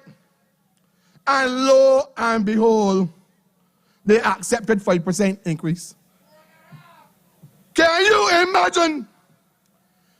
You tell me the mathematical difference between 4.5 and 5. Did Hillary, the Democratic Labour Party, held out for 23% and then accepted 5%. We offered 4.5. They don't want 23, but accept 5. Look, I remember the president of the NUPW, the one now that saying that he's not a political tool or a political stooge. I don't know what the hell he is. I remember him speaking and saying publicly that he was going to bring the Democratic Labour Party to Christian understandings, a union in Barbados. He progressed to march in the streets with the private sector against the solid waste tax and the NSRL. But when the Barbados Labour Party came to office in May 2018, they introduced a raft of aggressive new taxes and fees on the back of the poor people in this country, and the NUPW said not a word. Said not a word. Mouth zip, super glue in place.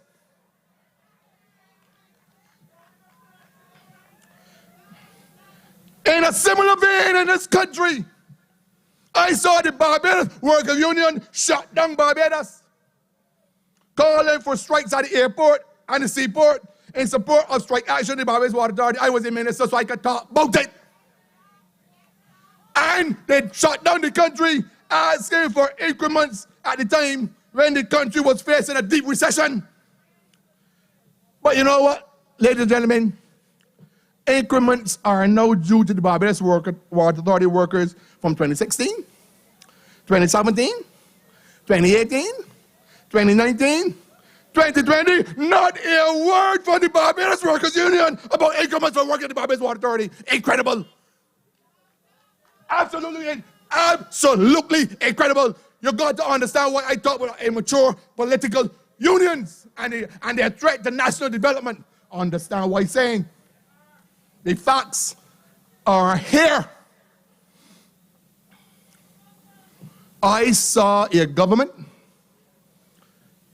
this government, in an IMF structural adjustment program where expenditure is to be managed and reduced. The government engaged the IMF with a program called BERT, All the want know is Ernie.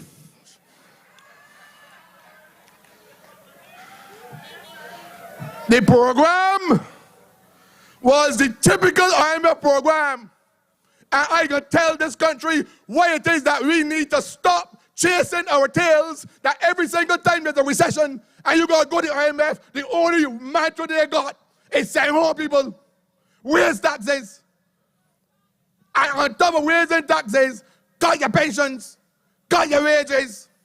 All of those things you want a country to do in a recession. Make your people poor and poor and poor. But if you do that, how you gonna get the whole?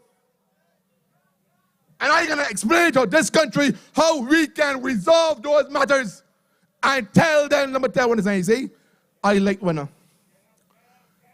We are a member of winner.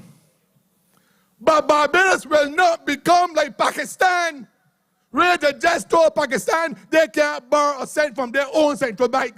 The central bank is the bank of Pakistan. It is not yours, IMF. Understand what I'm beginning to say.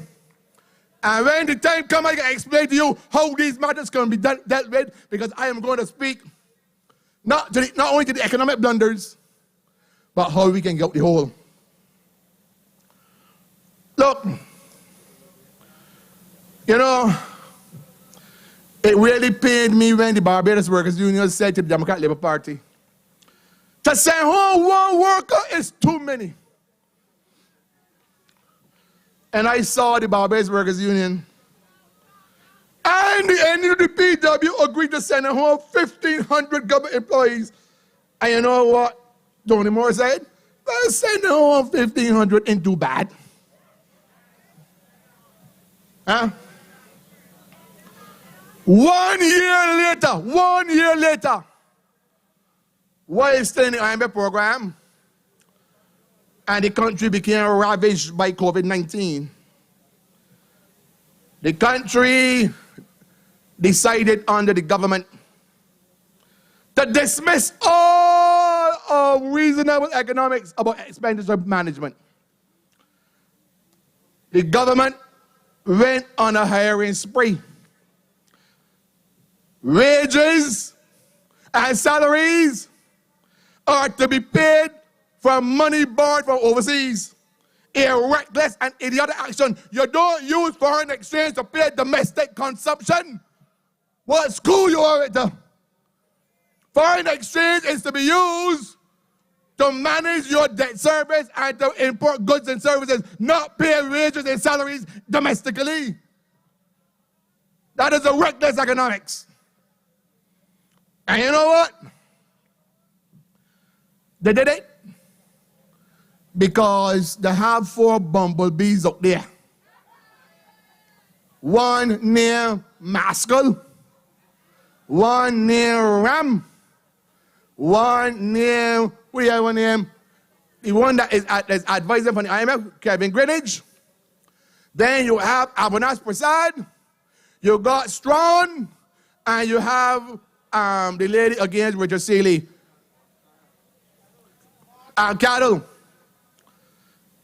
What I am mentioning that for is that what they did not even understand, that they needed to get some lessons from the people in Switzerland and Sweden, is how to utilize the central bank and how to utilize government's investments, whether it's the NIS or otherwise, to use international investments and benefit from them. Look, in the United States and Europe, Switzerland has now made so much money because Switzerland is utilizing international capital markets and raking in billions and billions of dollars.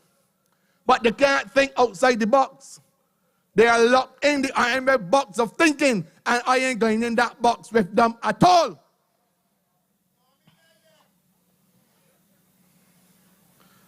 So, for the IMF and for orthodox economics, if you want money, borrow it from the private sector. If they don't lend it to you, borrow it from the international market. If they don't lend it to you, go to the IMF for it. But lo and behold, we should not be afraid because the central bank is the government bank. You can borrow from your own bank, can you? But it belongs to you. You ain't gonna be afraid from borrowing from your bank. I wish I had a bank in my backyard now. I will show them how to manage these things, man. Bunch of puppets, yard fowls, and priods.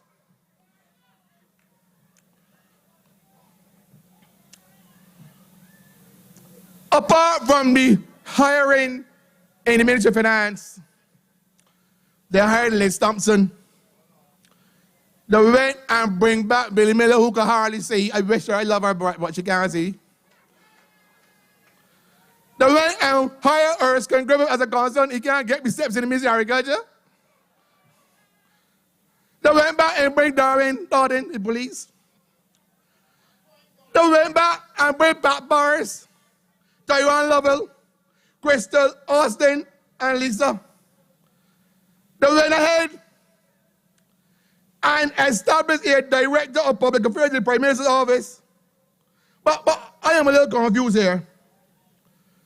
Because there's a Minister of Information and Public Affairs. So what does he do?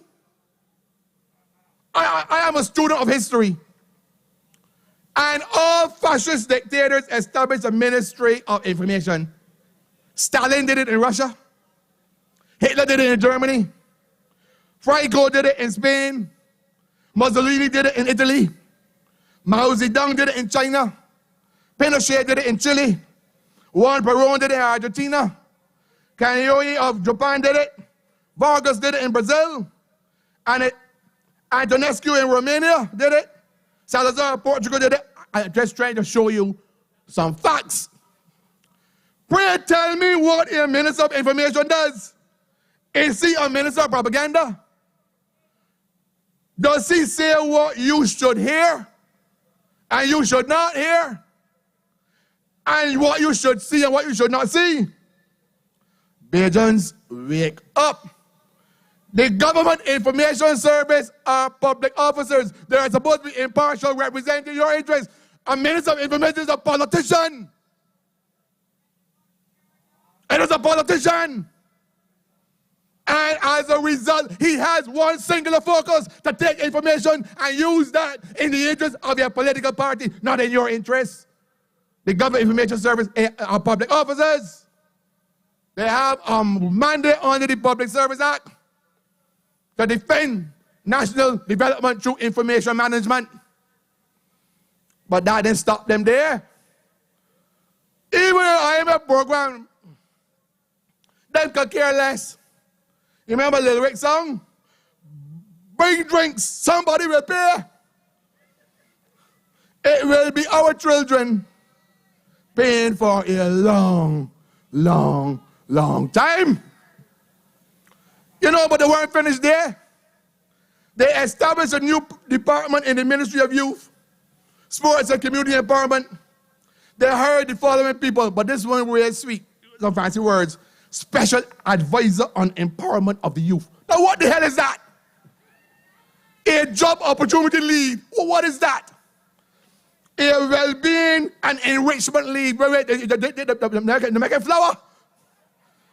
Social impact lead. Research and analytical lead. Who the leading? Senior research coordinator, youth employability coordinator. Well, what is that? Social media coordinator, research assistant, public relations assistant, and administration assistant. Oh my God, come for your world, God. In education, they went down on the hiring spree in the middle of a recession. They had in education a director of education reform. They went to the Water Authority. They hired consultants in there. They hired consultants at the NCF. They hired consultants in the Ministry of Agriculture. They hired consultants in the Prime Minister's office. I staffed them with every known BLP they could find. All you need in that program is bring the BLP passport and come. But they weren't finished there. Large number of new employees at the BADMC out of the same home, all the ones that were there before. Large number of new employees at the Barbados Water Authority and the SSA. Huh? The Ministry of Public Works, and the list goes on. Economic madness. Look, this added expenditure is being financed by foreign loans. Foreign loans should not be used for consumptive debt. It should be used for what you say called productive debt that help you to drive the growth of the economic sectors that earn foreign exchange, not to pay wages and salaries with the puppets.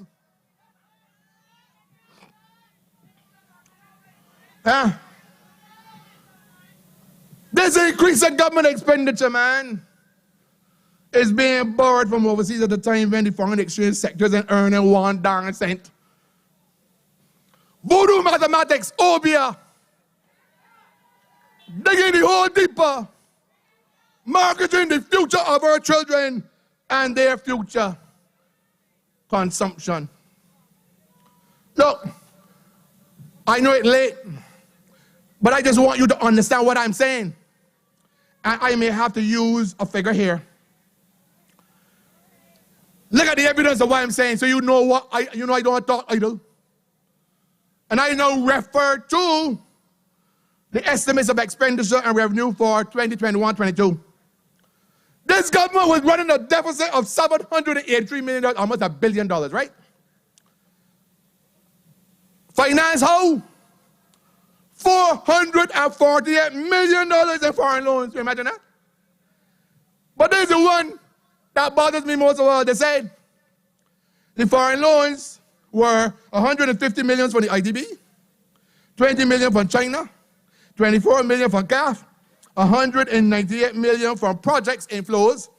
But it's the one that is a clincher. I want Barbadians to wake up and understand why numbers are important. They got another sector called other. You know what other mean? Nobody knows. It is for $250 million out of the $783 million in deficit. Tell Barbados what that other is and where the money coming from. Look, I am very seriously concerned, and I am concerned because this government and all the advisors don't understand a fundamental premise in economics. It is called the law of diminishing returns. And the law of diminishing returns was its economic background was recently articulated by two guys named Reinhardt and Rogoff, and advanced heavily by Fannie Lacey Hunt. And what they say is that whenever a country debt to GDP ratio gets above 90%, and you are utilizing debt for consumption and not for production, the more debt you take on, the less economic growth you get. Well, our debt to GDP is 147%. And every single day we borrow more and more and more. We can't get out of the hole based on what in economics you call the marginal revenue product of debt. Don't money fancy term. All it simply means that for every $1 bill in debt that you add on, the contribution of that $1 in debt to GDP declines. So the more and more debt this country is being put in, the deeper and deeper the hole is going for us every single day. You understand? None of them can come and challenge me, but no puppets in there. Because I calculate the marginal revenue product of debt, the money multiplier, calculate the velocity, and I calculate all them things in relation to certain matters. But I can leave it like this for the time being. As I said, the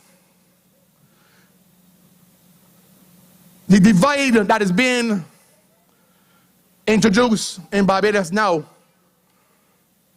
is a type of wasteful cronyism. It is socially divisive and destructive. And it leads to the reality, and I know you all know what I'm saying here now, it's going to be correct, that there are people out there who believe that the only way they can get by in Barbados is because we become related or linked to a political party. You can't get by on your own capability. This is a pathway to social destruction.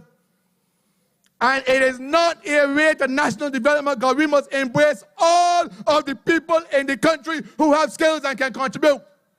And you cannot have a situation where once the bill beings not in office, all you gotta do, whether you're 95 or 106 with no teeth at all, like a pair scarcely say, is bring your card and come.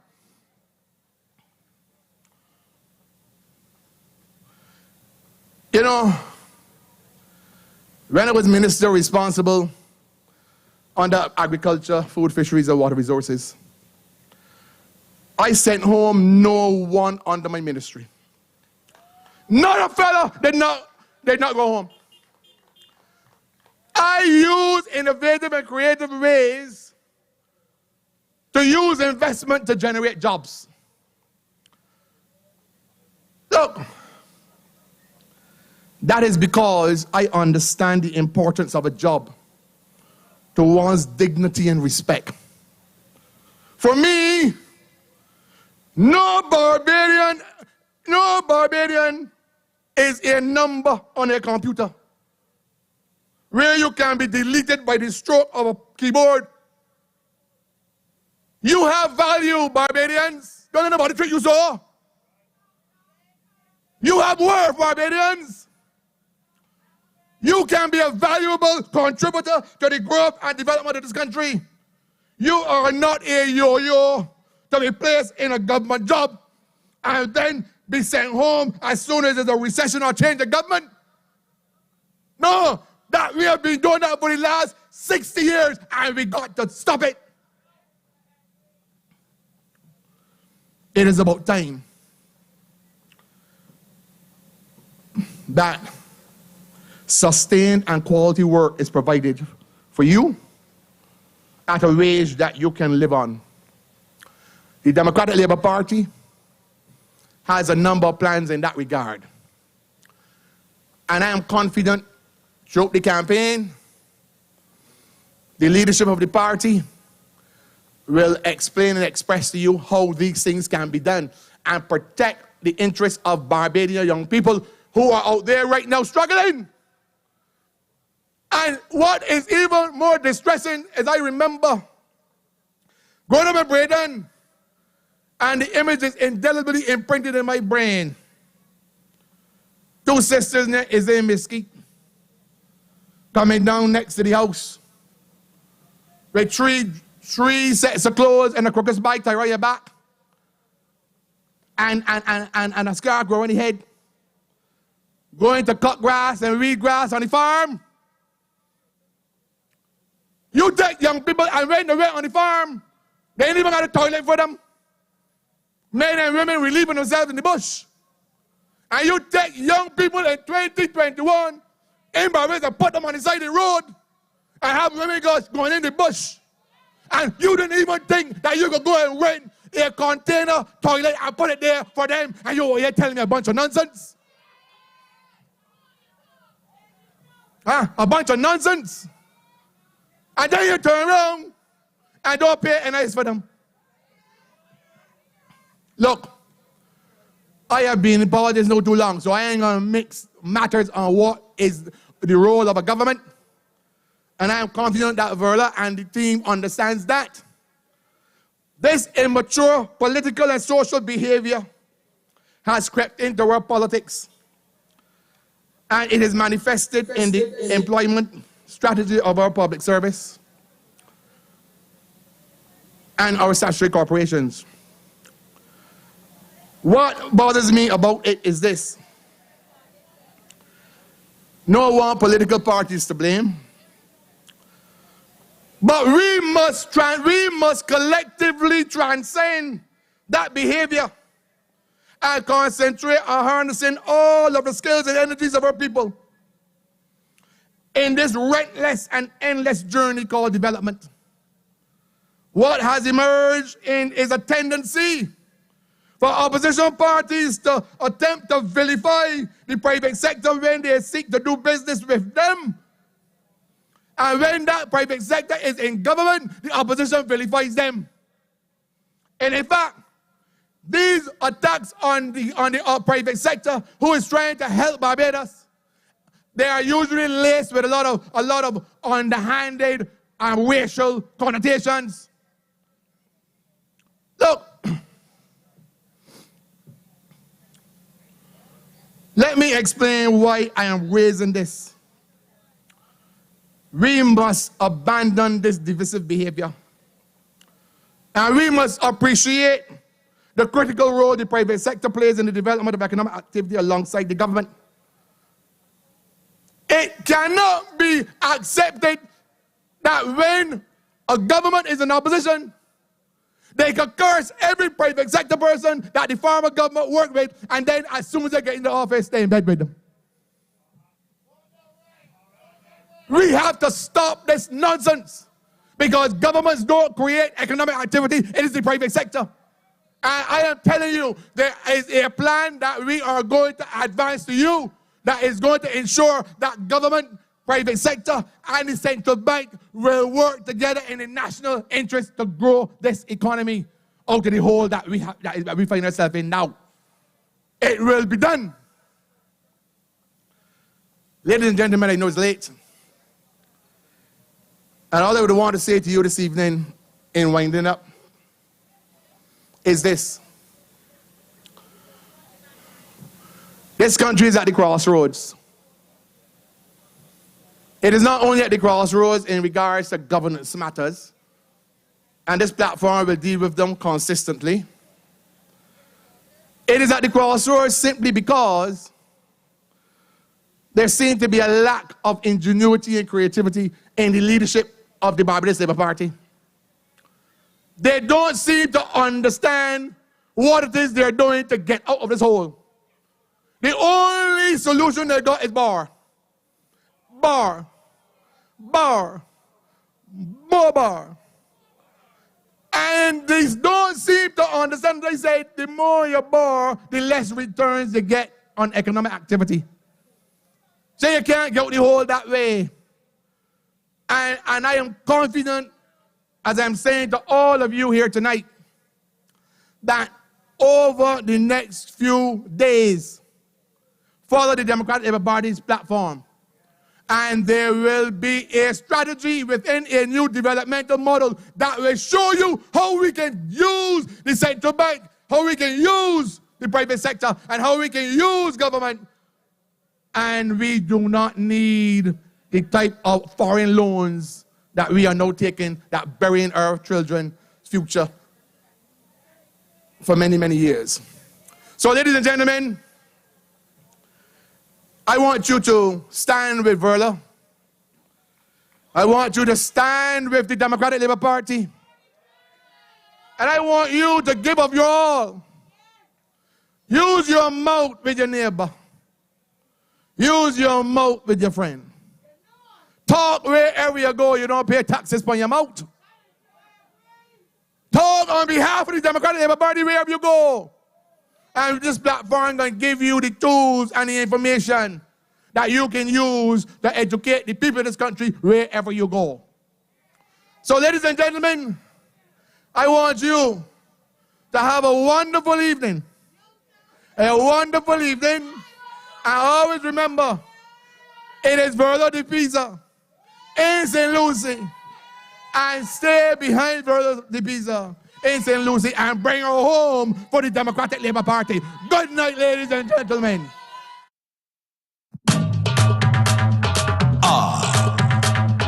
Biggity. The best pick is Estwick. The best pick is Estwick. The best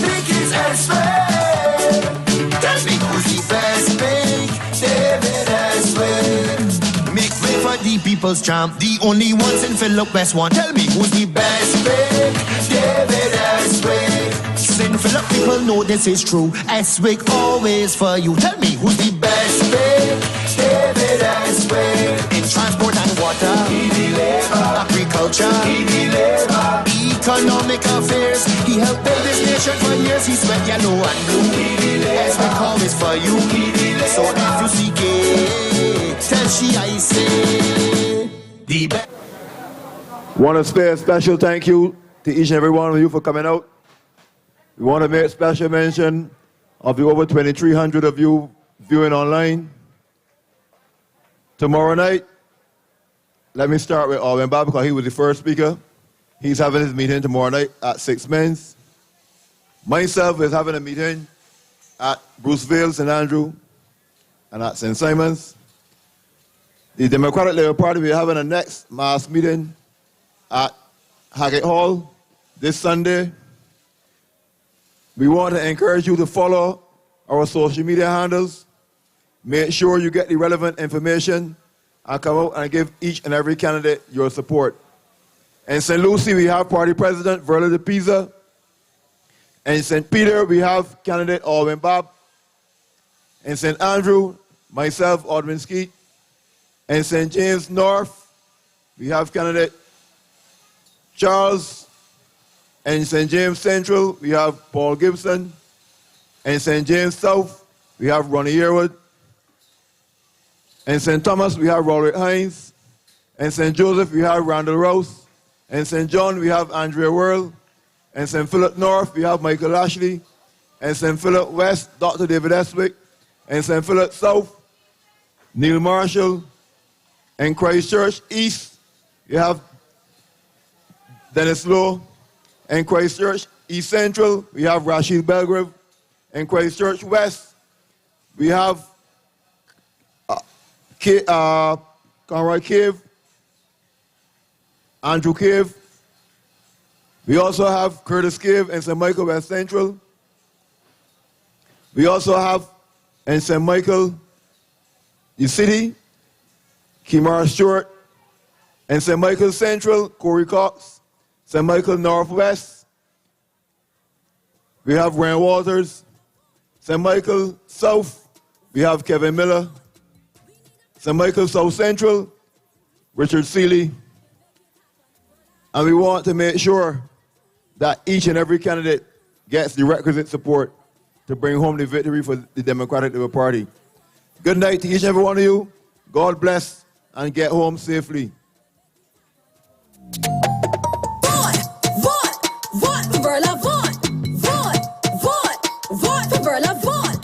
We need a prime minister representing St. Lucie and Verla will make it happen. We need a true leader to help St. Lucie and Verla. Don't forget, will make it happen. Verla will make it happen. We have Renette DeMont and Christchurch West Central. So go and give everyone your support. St. Michael East, we have Nicholas Allen.